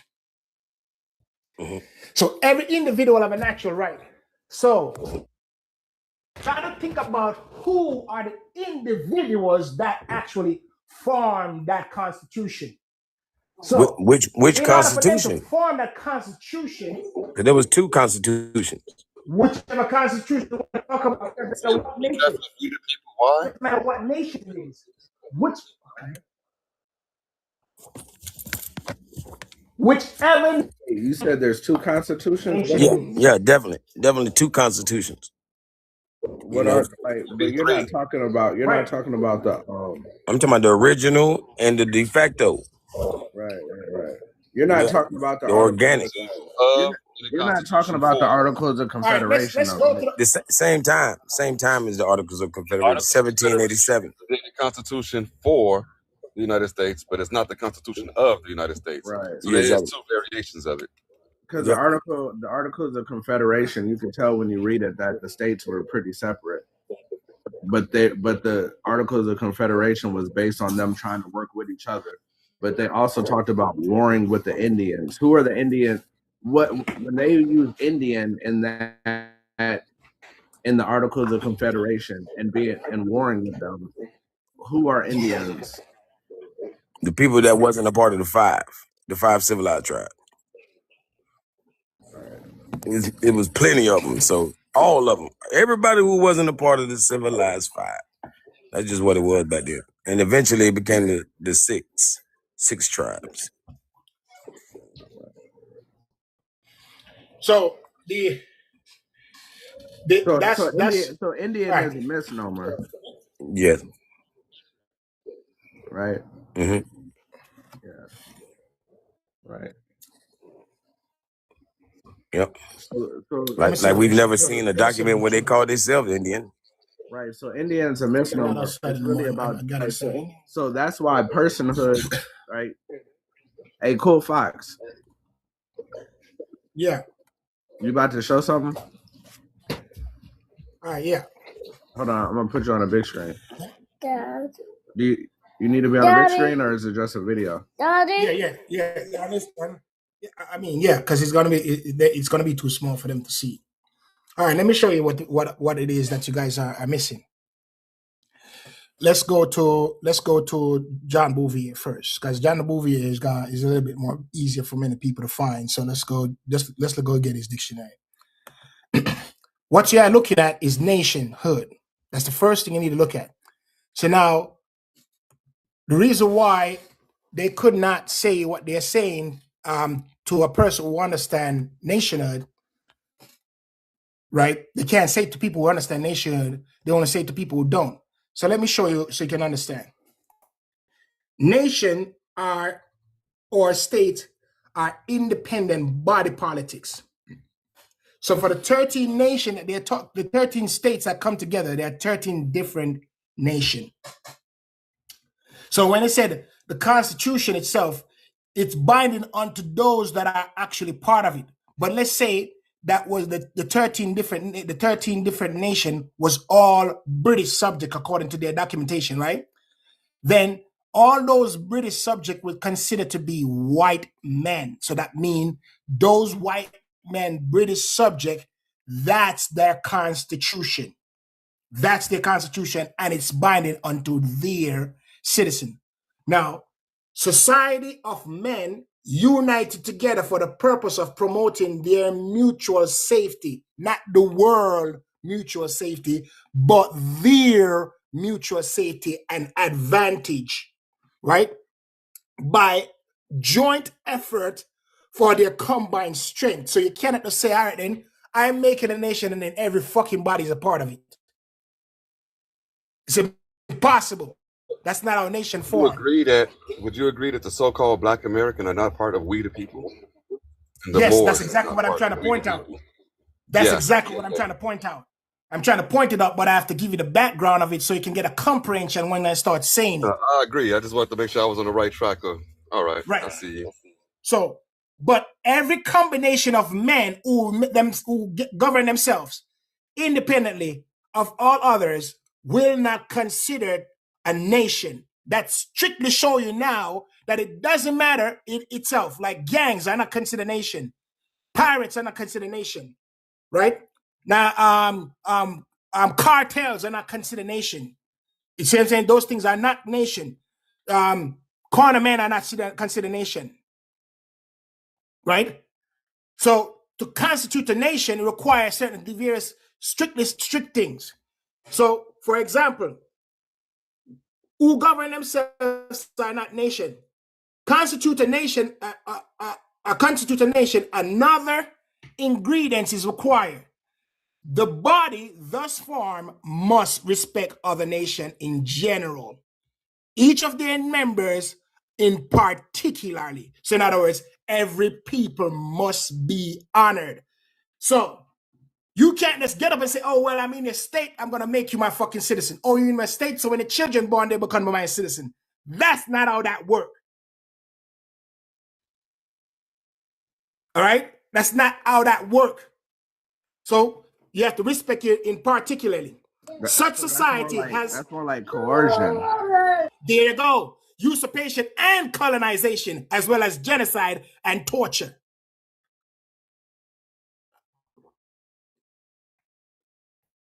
You ever see a child that is lost from their parent? How traumatized they are? And every man have a right to his estate. It can also consider to be estate fraud. Why estate fraud? Because if you are born to another nation, the nation has the right to probate the estate itself. Then now you take that nation territory and then remove them from their rights, interests, and title. Especially when they commit genocide to them. Now that person, nation should have been able to get the property. You now then start claiming it because you actually occupy the territory. That become an estate fraud. To convey a property without no delegation of authority is a violation. It's called inappropriation of property or fraud to defraud. Especially when they want to defraud creditors. So, watch this. Such society as our fears, our interests, she is deliberate, and take resolution in common. Thus, becoming a moral person who possesses an understanding and will peculiar to herself. It is a spectacle.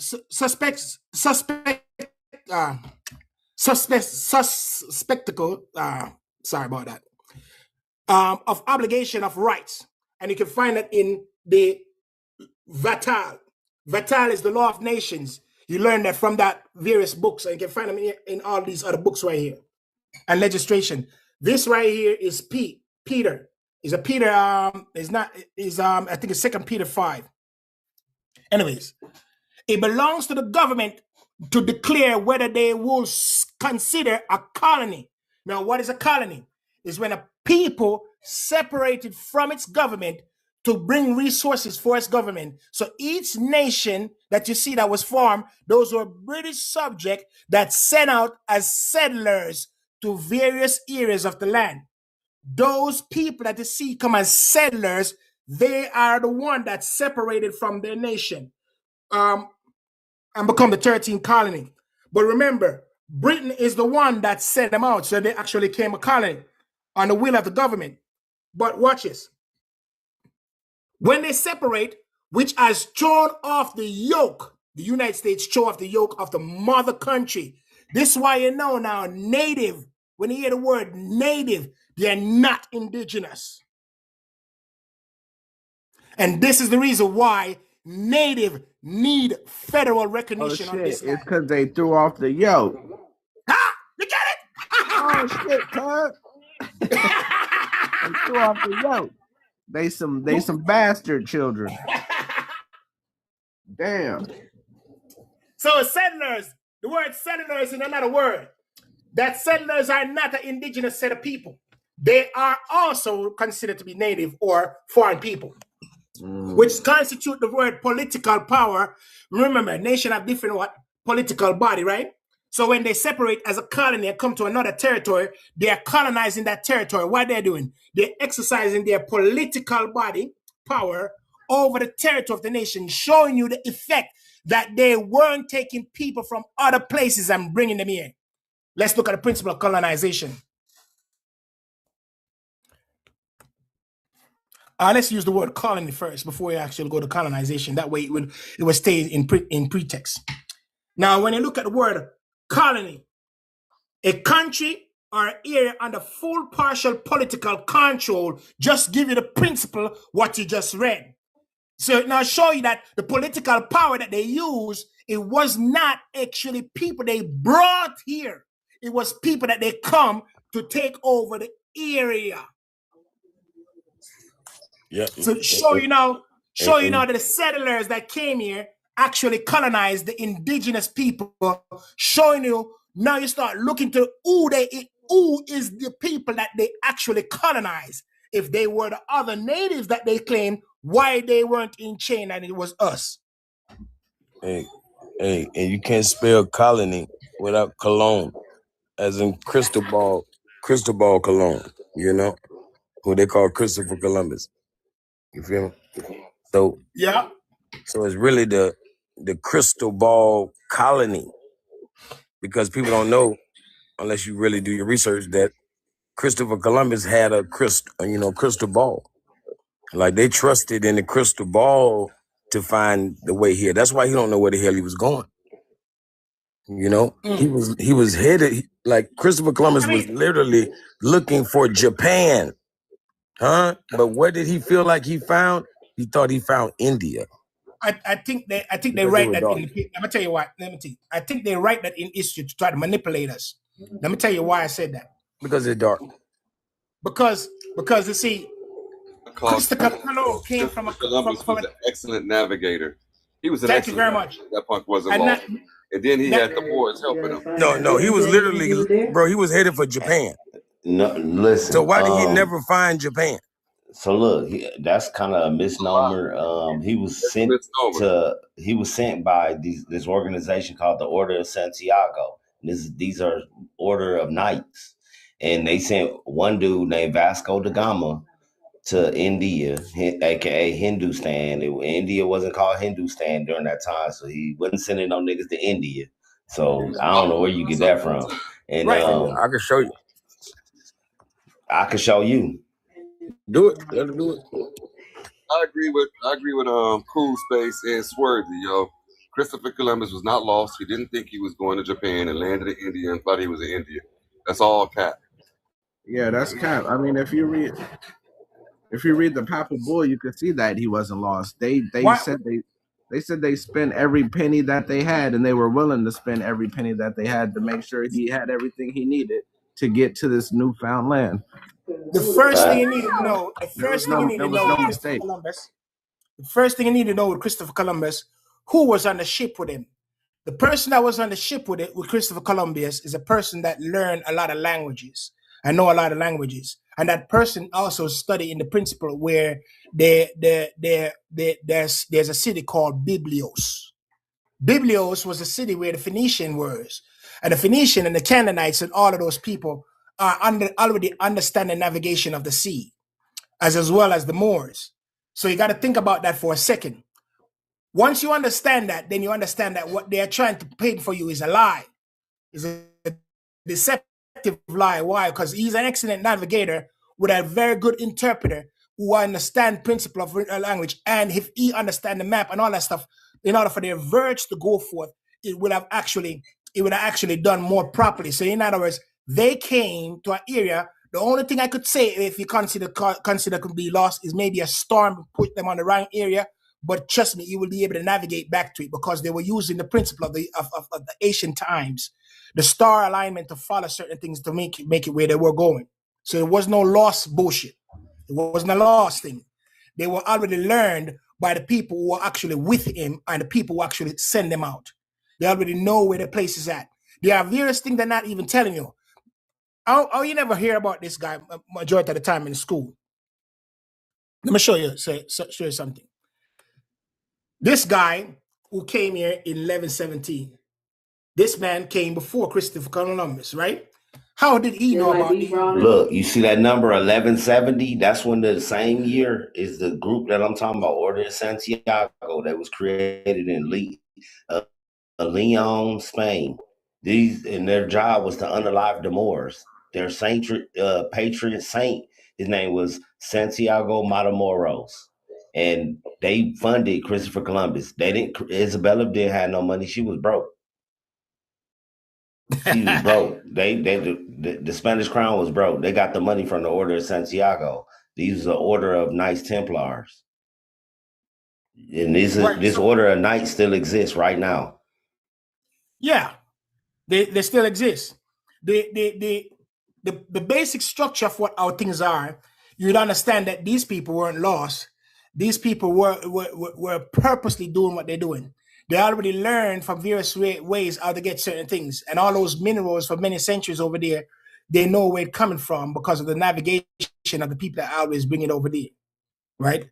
So just going back to the nation again, which colony, right? What I was trying to show you is to show you that, they see, when they throw off the crown in which they are part of their mother country, right?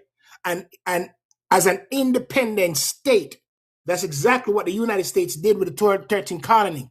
Once they do that, they must get it what? They must get it with a consent until the government have decided that the question courts of justice have bound consideration the ancient state of things are still remain unchanged. In other words, in order for them to be able to actually be a separate country, Britain would have to let them go. Thus, you find the Treaty of 1883 or whatever they call it, 1783 or whatever they call it, or Treaty of Paris or whatever it is. Why? Because British realized what they did, and that start the war with them and British onto the grounds what it is, because they are separating themselves from the nation itself. Now, who can control them? Their mother country. Because if you yourself as another nation try to do anything against them, then they're trying to invoke war. So it was the British government who would have to try to suppress them back. That's why the British government start the war against them.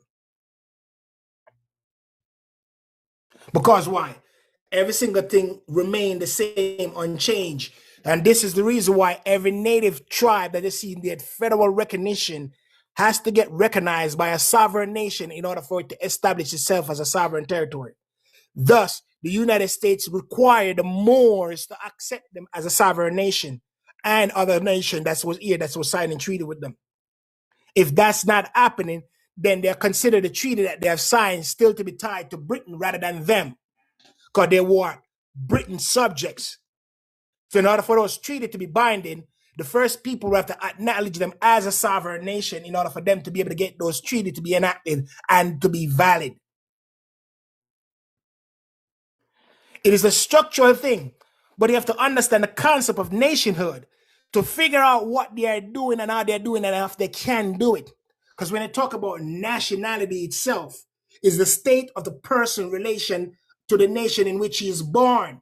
Thus, the nationality of each one of us that are of another nation cannot be transferred per a declaration of another nation. Damn, Slim, if you ain't talking about nation building, you ain't talking about shit.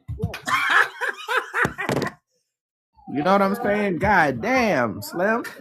That's what I've been trying to tell folks. Like, all this shit is cool, man, but nation building is the only thing, right? I mean, because I know you guys. It's cool, but we always got to lead to this. Whatever we talking about needs to always be leading to this. So now watch this. This is where the principle get from. A man retain his nationality of origin during his minority. But as the case of his domicile of origin, he may change it, not somebody else change it. He may change his nationality upon the attaining full age. He cannot, however, renounce his allegiance without permission of who? The government. So in other words, in order for them to make an enactment to then take you and become a citizen, which you are tied to another nation, it cannot be done through a declaration because the government of his nation would have to relinquish the rights over its citizen. And its citizen would have to go through the Naturalization Act, which many people don't understand it. And I'm going to show it to you so you guys can actually see it. Because you see, if I keep it with my own self, I might die with it. But I have to share it with my people so my people can get themselves free from this bullshit. So statute at large. So they couldn't. So nothing they did was even realistic. It's all like, so just like everything else, it's all imagination. Basically, not in the sense of imagination, because the legislation It's all is fiction. It's all corporate fiction. It's not that it's corporate fiction. The legislation is written, but is it valid? So to say corporate fiction, you're saying that the construct of the corporation is valid. It's not about but most of those constructs and constitutes that they make aren't most of that for the so-called unalive person, the DEAD person, and that's a corpse. Well, even if you want to call it that, that's why I'm trying to give you the principle here. Even if it's so do attained by that principle, to say that it really retained by that principle, you are saying that it attained by good faith and goodwill. It doesn't matter whether it's attained by that principle or that way. It has to do with goodwill and attained by valid legal concept. Even if it's attained by that will, you have to show constitution and legislation and natural law and lawful legal right to be found as a valid status. You can't just make stuff and then say, oh, yeah. It have to have a validity to it. If it doesn't have no validity to it, then it can be overturned. That's what I'm basically saying. So even if you want to say that, you're basically saying that it have a valid perspective in which it created, because a corporation have a valid way to create, and it also have an invalid way to create. So even if it created as a corporation and done that in a corporation concept, is it valid? No, it's not. And that's why you have to use certain phrases rather than say, oh, corporate construct. You go straight to the core of the thing. If you go straight to the core of the thing, then you have to ask yourself the question, is the thing that they're trying to invoke a valid status? No, it's not. So why you said no, it's not? We go to the principle of volume. Statute at large 1, Congress. You go to third Congress. Let's show you why it's not valid. Third Congress, chapter 20.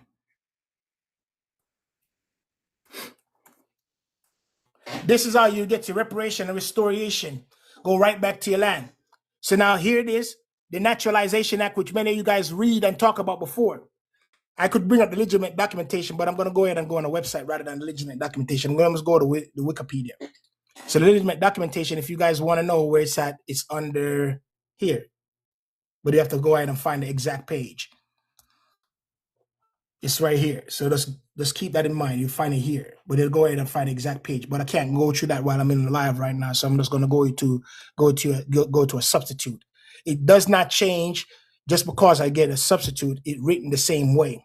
Now, this is why I know the 13th. This is how you know the 13th article in which they talk about what you call title of nobility was really enacted, but they're trying to say it was not.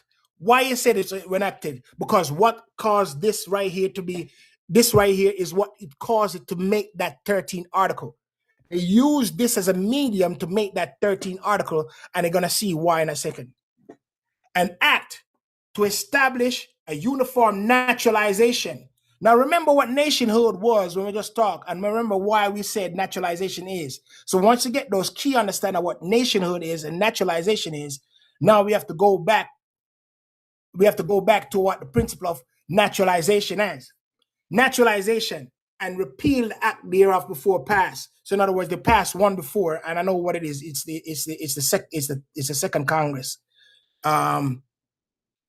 Second Congress. It's third Congress, second session, but it's the other one is second Congress. Let me just put it up right so you guys can see it. Second section, 2 and D. So when you're looking for it, you can find it yourself. That's the way you type it up in the internet, and you will find it. You find the exact phrase, vax area, and you can find it easily. So I click the first link instead of go to Congress. Now, for carrying into effect power given by the Constitution. What is given by the Constitution? Article 1, Section 8 give the United States the right to Naturalization Act. Naturalization Act allow you to be transformed from one nation to the next. All right, that's the Naturalization Act. That's what they're trying to tell you right now. Power given them by the Constitution to establish a uniform rule for naturalization throughout the United States. Section 1. Be it enacted by the Senate of the House of Representatives of the United States of America in Congress Assembly that any alien, so that means any person differently from the one that set up the United States government, which are white folks, being free white person. Now, what he's saying right here, those are free white person. When they go to the definition, many of you guys here already know it. If you guys want to chop it up, say what free white person is so they can get it. Go ahead real quick so I could, before I go forward, so they can understand what free white person is. Yusuf, Morse get off. Let me go ahead and show you what free white person then, since they're gone. They're not here. Shit, man, we all. Hey, look, ain't everybody scared to come off mute? You know what I'm saying? Ain't nobody trying to fuck up the flow. You feel me? But right. So does it have something to do with paying taxes? Free white person is not people that are not white.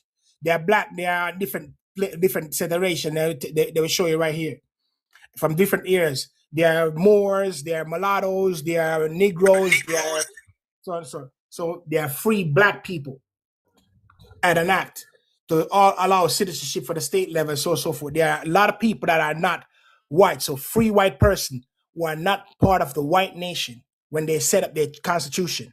So any person, the Constitution give them authority to get naturalization, those people within the set of society. Why the Nationalization Act came forth? Because it's the same principle in other nations. British have a Nationalization Act. Morocco have a Nationalization Act. So Romans, and all those other people have a Nationalization Act. So they know they have to do this in order for them to get people. They can't just take people. It will consider to be slavery or usurpation, and they can start a war for that. Because they're new, just created and just formed, they can't start war with the people in the territory. Now, Pete, what you just said, what will happen if you do that?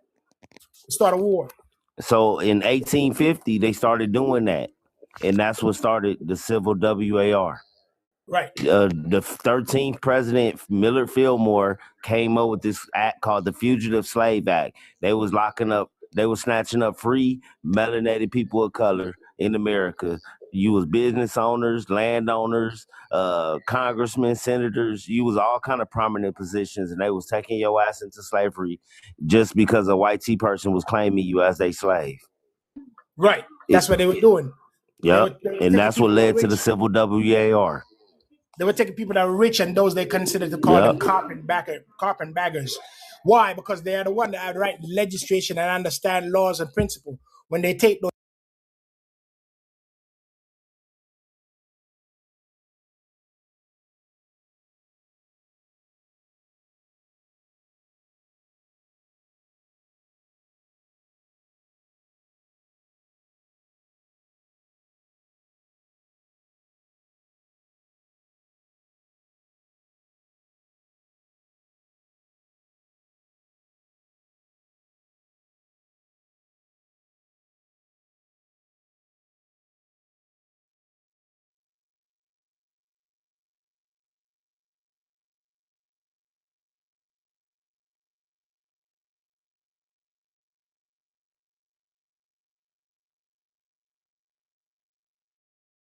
the French Louisiana Purchase, what they claim they have in 1820. Many of those incorporate themselves within the society. That's when the nation them start come into the United States, right? Which you call Confederate States. They start incorporate themselves inside of it. Many of those Confederate states are run and operated by Black people. Don't let them trick you at all. So many of the states that you see that occupied right now, especially the one them in down south going all the way around, those people were actually Black people. You learn that. How do you learn that? Just read the president veto bill. The president veto bill will show you directly what it is. So again, free white person are people of color, mulatto, Blacks, Negro, French, all of those people that are actually not white.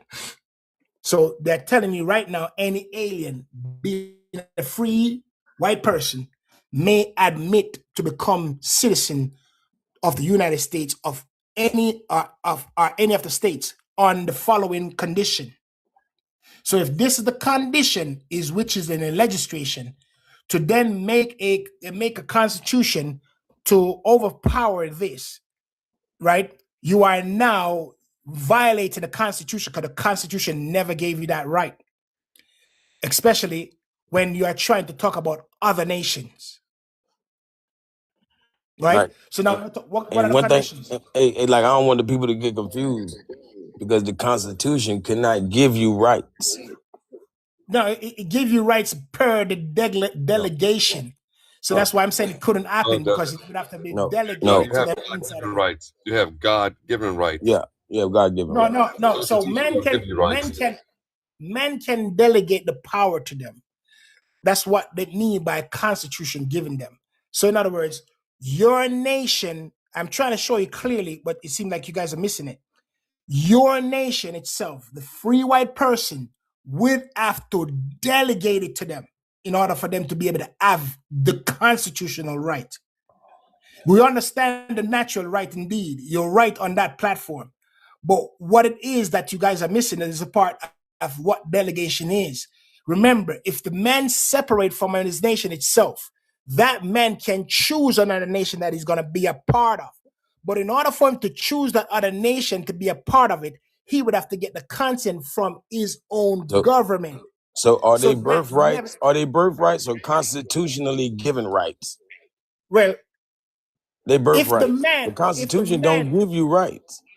If the man, it protects the Constitution protects your rights. Right. I agree with Morris. Yeah, doesn't God and nature give you rights? Exactly. Yes, but that's why you're gods, man. You know, from birth, we had rights. They're missing the point of nationhood. Remember first, that's why I give you and show you the nationhood. Nation is the people that come together and delegate the power to create the nation, which you see now the Constitution, which is a delegated power by the nation itself, which considered to be derived from God, because God gives you that power of choice. Now, to say it the way you're saying it, then you're ignoring the principle of nation itself, and then so basically, the only reason why we're looking at it in a different light is because they're the devil that we're dealing with right now. Right. So go back to nationhood in order for you to get it really. When a constitutional right is expressed, it covers all natural right.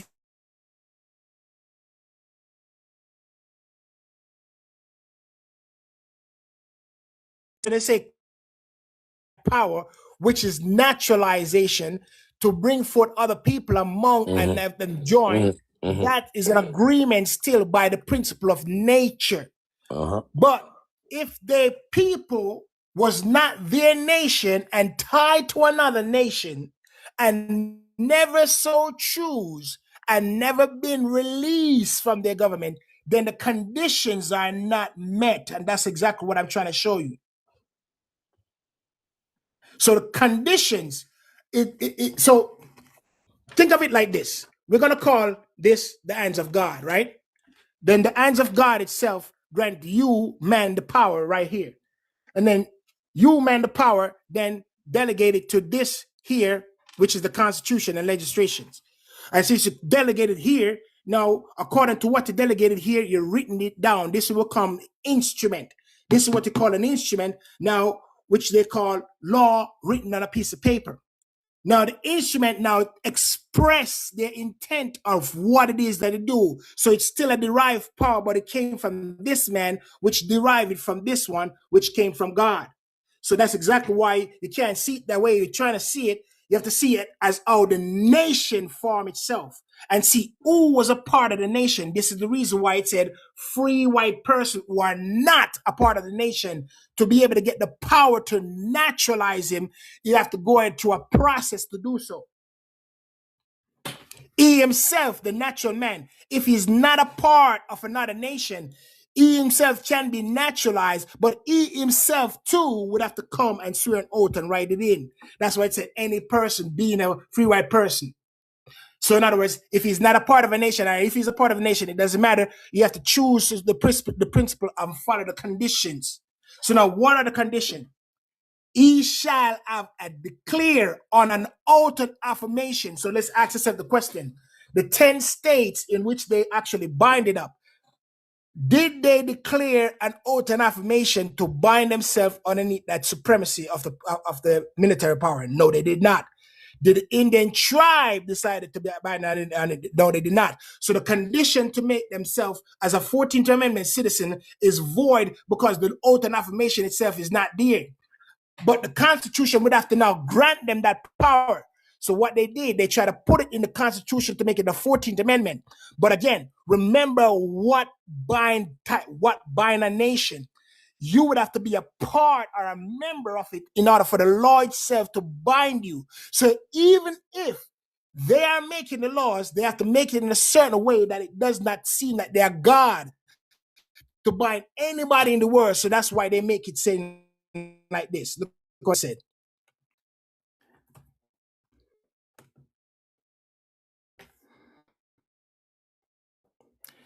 All person born or naturalized. So or naturalized, showing you that now that you are a part of another government. That's the key word.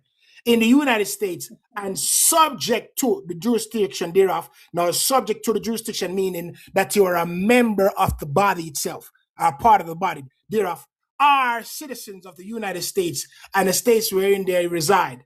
No state shall make or enforce law which shall abridge the privilege and the immunities of the citizen of the United States, nor shall any state deprive any person of life, liberty. Why is it that they make it here citizen then person? Because they're trying to show you that there's a separation of individual and body to try to make sure that the law does not show as a material misrepresentation of fact to take it out of effect.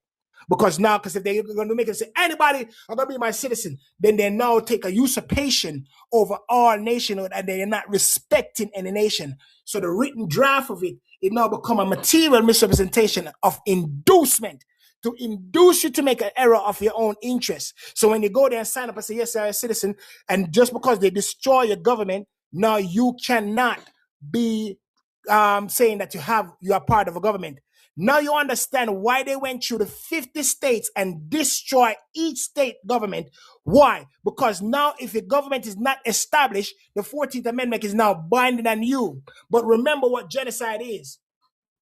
If you destroy a nation who had a valid sovereignty, that nation does not go away. Just because you come and destroy it to say, oh, because you was not the one who gave it the power to establish in the first place, allowing it to continually exist. And only power you can exercise is called a de facto. Now you see why they spread themselves right throughout the 50 states, because they want to make sure that each person that they're invoking into their laws has no government. In order for the 14th Amendment to actually be invoked, which is a violation considered to be genocide. This is why the law of nation came together and start invoking the principle of what genocide is.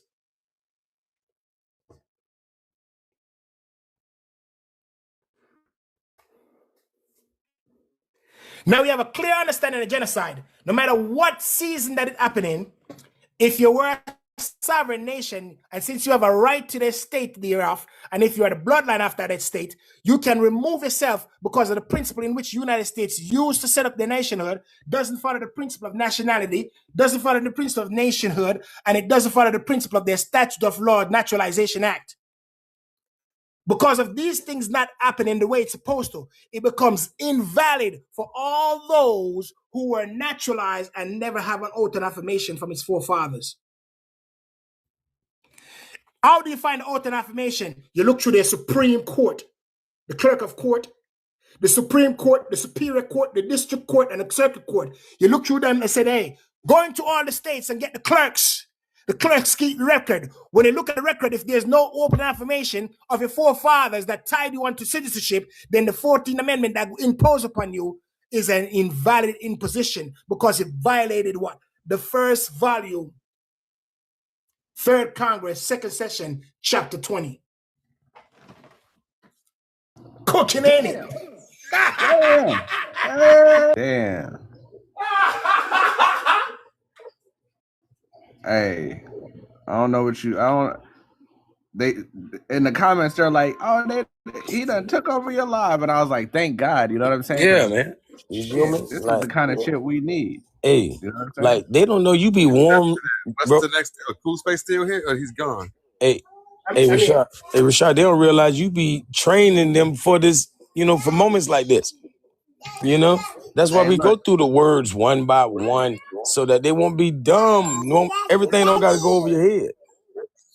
So now we stop looking through. We don't have to stop looking as a black people. We stop looking through the birth certificate. We don't look through the birth certificate. We go to the courts. 14th Amendment, very well unconstitutional, XYZ, with everything you just said. What does that mean for so-called black folks? Everyone's stateless? Yes.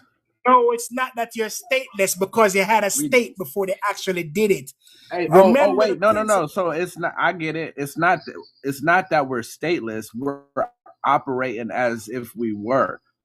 That's just because we don't. So you are politically repressed. Yeah, same difference, right? It's called political repression. But what I'm saying is, like, everything that we had, it still exists. We're just operating as if it doesn't exist, right? So we're stateless in the sense that these things exist, but we're operating under the color of law with these black and white codes and all this weird shit. But we need to go back to our sovereign capacity, and these things will manifest themselves again. So those who want to understand this a little bit more, I think Rashaud, if you get this, you can save your life and cut where I start talking from until I end, and then post it for them, or send it to them or post it on YouTube. If you do that on YouTube, then you'll have a full more content where a lot of people can go and pull from, because this is very knowledgeable. Don't come here telling me what to do. Don't come over here trying to tell me what to do. You know what I'm saying? Nigga, this is how cut it at 50 minutes and post it on YouTube, nigga. Your live will get cracking, nigga. Give me the work. But anyways, so every single thing that the United States do is called political repression. Why is it called political repression? If you go straight back to nationhood. See what it is? Just remember what nationhood is. Nation required to respect other nations. Hey, look, anybody that be in here often, y'all know we had a whole live about personhood, statehood, and what? Nationhood. You know what I'm saying? Hey, this brother said social repression. Goddamn, hey, I know we ain't gonna let nobody press us. Come on now. Look, you got pressed and then repressed, nigga. God. Yeah, you got pressed and pressed again. Like they spit the block and press you again, bro. What's that? Right. Hey, look, but I can't step on your shoes. You feel me? Yeah, we can't step on your shoes, but you're letting people press you. I feel you. This is what we need to look into. This is how we go ahead and get representation and a restoration, not just a reparation, a restoration. How do you restore yourself? Now let me give you a principle, right? I didn't want to skip that fast, but I'll show you in a minute, right? To restore yourself. With the nationhood, require the political body to respect other nation, to talk about political repression. Political repression is a simple thing. It's an act of a state entity controlling the citizenry by force for political reasons, particularly for the purpose of restriction or preventing the citizenry ability to take in part of political life or political life of society, thereby reducing their standing among their fellow citizens. Repression tactics targeting citizenry who are most likely to challenge the political ideology. So people like me, they would definitely go ahead and political repressors. That's why they put those little barn on their mouth and all that stuff. But what do I have to do to stop them from doing so? Whenever I am doing a live, I can curse freely because I make sure I invoke the principle of what? Free speech. Once I invoke the principle of free speech and religious rights, TikTok cannot ban me just because I say any word. Once I am using the word itself to any law itself as a fact, TikTok don't ban me for that. In order for me to get banned, people would have to go and say, hey, Cool Fox, this is giving me information, and then press the ban button. And more people press that ban button than they will ban me. But when I repeal it, they actually free me up within 24 hours. And look, I've been accused of many things by TikTok. One thing that I've never been accused of is misinforming the people. You know what I'm saying? Mm-hmm. That shit don't happen around here. I was accused of misinforming the people one time with one post, and that was a post that was saying that that crown virus is fake, and I was hit with misinformation. Yep. They're just going on. It was not a vaccine.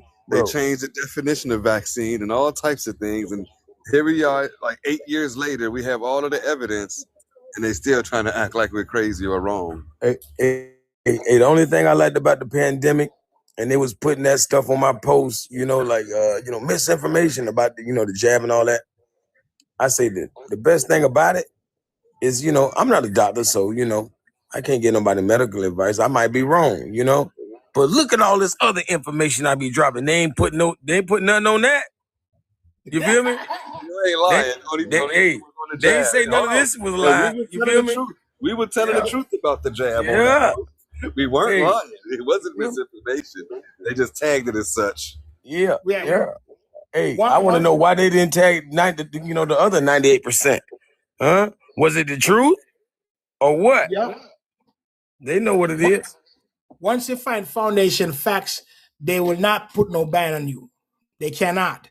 That's why when you see me on my live, you hear me can curse and talk so freely and let people talk about whatever they want. And I don't try to tell them not to say it, because why? I already give my invocation already. They would have to show me inconsistency. Where did my speech harm somebody? When they can't show it, then they will release me from the bar. Every time I hear people speak on TikTok,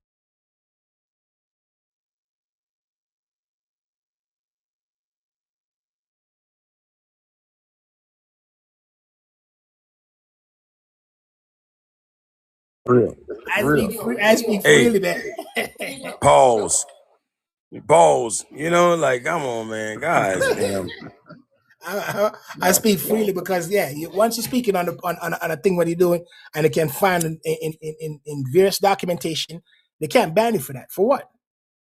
You appeal it to show really, y'all got to make y'all lives 18 and up only, or 21 and up. You can do that too as well. They just have to ban the lower kids. But a few times kids come in my life too. Then you could talk. Then you could talk that talk. Yeah, a few times kids come in my life. One day I was in my life and the kid just come up and ask me a bunch of questions on what I'm reading. I want to read it. But yeah. So now once you understand this, right? And we'll figure out how everything can tie itself into it. And now when we look at the Nationalization Act, it said you need an oath and affirmation in the Supreme Court right here. Right now, you don't look to the birth record anymore. What you look to is the Supreme Court records and the state court records to see if there's any. You might find a genealogy in the birth records, indeed, but then you look through the part where your forefather was and see where his pledge at. If there's no such pledge, then you are still tied to your forefather's nation. Thus, if you are tied to your forefather nation, then you have rights to their estate. If the estate was called insolvent and remove or transfer within the United States, then it's a trust property issue where the United States have to keep it within the trust, and then you can clear those documentation out of the trust therefore. I'm giving a lot of information here, don't it? Like, do we have to clear like every level as far as like, let's say the father never gave up those rights, but the mother did, you know, or neither the mother nor the father, but the grandfather. The mother would have to have the oath. Now, if the mother don't have the oath, I forgot something you said earlier. Anyways, about like every new generation, like it basically, it basically like reset, huh? So it doesn't matter if the mother or the father give. All right, look at back in the days. Let's look at it back in the days now. The mother is the primary person for the child if they're not married. The father would have to come in and make a declaration that he actually take the child, as the child will consider to be a bastard. Yeah, the child take the nation, take the nationality of the mother. No, she can't take. It doesn't take the nationality of the mother automatically. In this day and age, the mother, if the father decided not to. Okay, I feel you. Yeah, if he's not, if he's absent. No, even if he's present, even if he's present. The status of the mother. Yes, she take the status of the mother if the father himself. That's where they use the baby to father belly rule. That's where the baby to father belly rule came from. That's another law that they bring over here, not over there. Yeah. That's not from there. Yeah. That's from overseas. Partus sequitur ventrum. I thought they brought that here. No, when it was overseas, it was the child followed the father. It was Partus sequitur ventrum started overseas, but they brought it over here. Let's start. Yeah, they brought it over here. Translate that Latin you just spoke. The baby follows the condition of the womb. Yeah, I think in the beginning overseas, it was the baby follows the condition of the father, and all bastard children in Roman law were free. All bastard children are automatically free children and not servants or slaves, and the child followed the status or followed the father. It's once the colony started in the United States side, over here on this side, they switched it over to the baby follows the mother. I got that in one of the books on the comprehensive study of slavery between the islands and Virginia. That's what it they did. Oh no, it was Stroud's slave laws. I'm sorry, Stroud's slave laws. It's going to be in there. It talks about that in the nigger Bible. It's about how they were free in Louisiana. They were freeing them into the different what is it called? Not wards, but yeah, the different wards, freeing these women because they were impregnating them. You know what I'm saying? But they like you serious about the nigger Bible? Huh? I said you serious about the nigger Bible? I love that book. They changed it due to the reason. When was this book made? Hold on, let me get it. I got it. I want to say it was follow the father first, and then in the process of follow the father, it was a lot of children being born from white free fathers and slave women, and they changed it to follow the mother. Yeah, I don't think it was follow the father overseas. I'm sorry, I don't think it was follow the mother overseas. Not over here, damn sure. I mean, it was follow the mother over here. It's blood ticket and water. They changed it over here. They call it the blood ticket and the water. So it was like two things that they did a 180 from Roman law once they got to the American side, U.S. side. One was follow the father became follow the mother, and another one was in the beginning when a white woman had a child by a slave or a black man, that white woman became a slave. But then about 60 years later, they made it where you can never enslave a white woman and all her children are to be free, no matter what they come from. Because that become a nation situation right there. Hey, it was published in 1967. Okay. I'm thinking, trying to go back too far. I'm like, hold on. The first Bible came to America in 1812. I'm like, hold on. King James Version. So it's not like a Bible. It's just that's just the name of it. Yeah. But it's just basically talking about, like, it has like a dictionary of like vulgar words and that we use and stuff Oh, like okay, yeah. It was in our language, our country, kind of like slang, like Geechee like language. Yeah, like why we say motherfucker and shit like that. Like nah, NAW and all that kind of stuff, all that, whatever. Yeah. Like real country way of saying it. Yeah, but it's definitely not a book I could ever read on here. Yeah. Ever. Like you'd have to do 30 and up. No, I'd have to do in person or you know what I'm saying? It had to be a whole nother app. For real. They used the N word. They used to go with blood. They used to go with blood covenant, Yusuf. They used to go with blood covenant, which they came up with the blood thicker than water, where the blood covenant with the blood thicker than water, which then fall underneath the father blood to the child later on follow the nationality, but the nationality is not based on the woman womb. Why it wasn't based on the woman womb? Because the woman was not ever in any form of way making no pledge for allegiance. It was always the fathers. The fathers is the one that pledged the allegiance, and the woman go with the father because of the principle. I can see that. That makes perfect sense to me. Then why do we have all nations named after women? Mother Russia, Mother Germany. You know what I mean?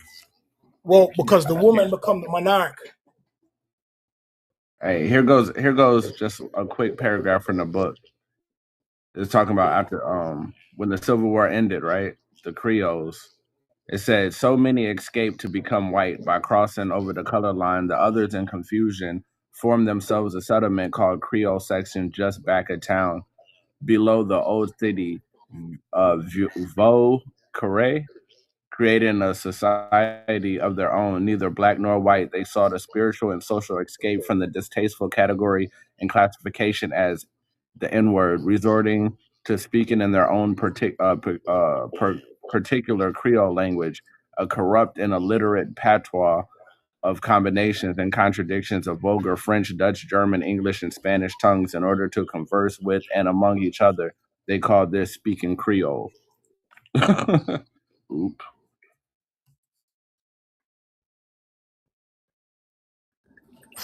Yes, sir. Crayola. Yeah, where they get Crayola. Like the crayon, showing it's a mixture. Wait, Yeah. with that Creole thing, one side of my family spoke Spanish-based Creole, the other side spoke French-based Creole. So like, Yeah, you had it. Yeah, y'all had this. Y'all had the stuff going on. they from the same tribe, but Yeah, they was all probably in Louisiana. it was all in Louisiana. It's It sounded like my had to be. people. Yeah, it was my mama's side spoke one language, and then my dad's side spoke the other. So you had what they call Creoles and Cajuns. Mm-hmm. Mm-hmm.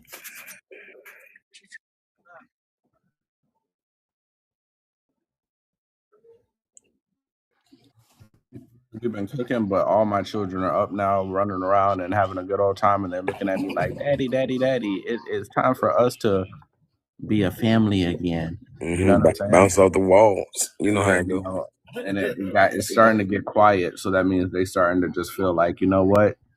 He's really distracted. Let us just do whatever we want. Mm-hmm. Mm-hmm. Yeah, trying to get away with. Trying to get away with everything. So for those who just came, because I'm going to leave in an hour or so. What do you mean? Hey, look. I'm going to leave in a minute. No, I'm going to leave in an hour or so. I'm not talking about a live. I'm going to finish up in a couple minutes with the live, but I'm leaving in an hour go somewhere. So now, I'm gonna let you cook for a little bit, but I gotta go. You know what I'm saying? Yeah, definitely not an hour. I'll give you 5 minutes.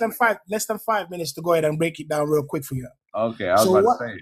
What it started with nationhood. So nationhood as a principle in which is a political body is independent. How do you say that Cool Fox understand the principle of foreign? Why? Because foreign itself also plays a key role in what it is that you are talking about when it comes to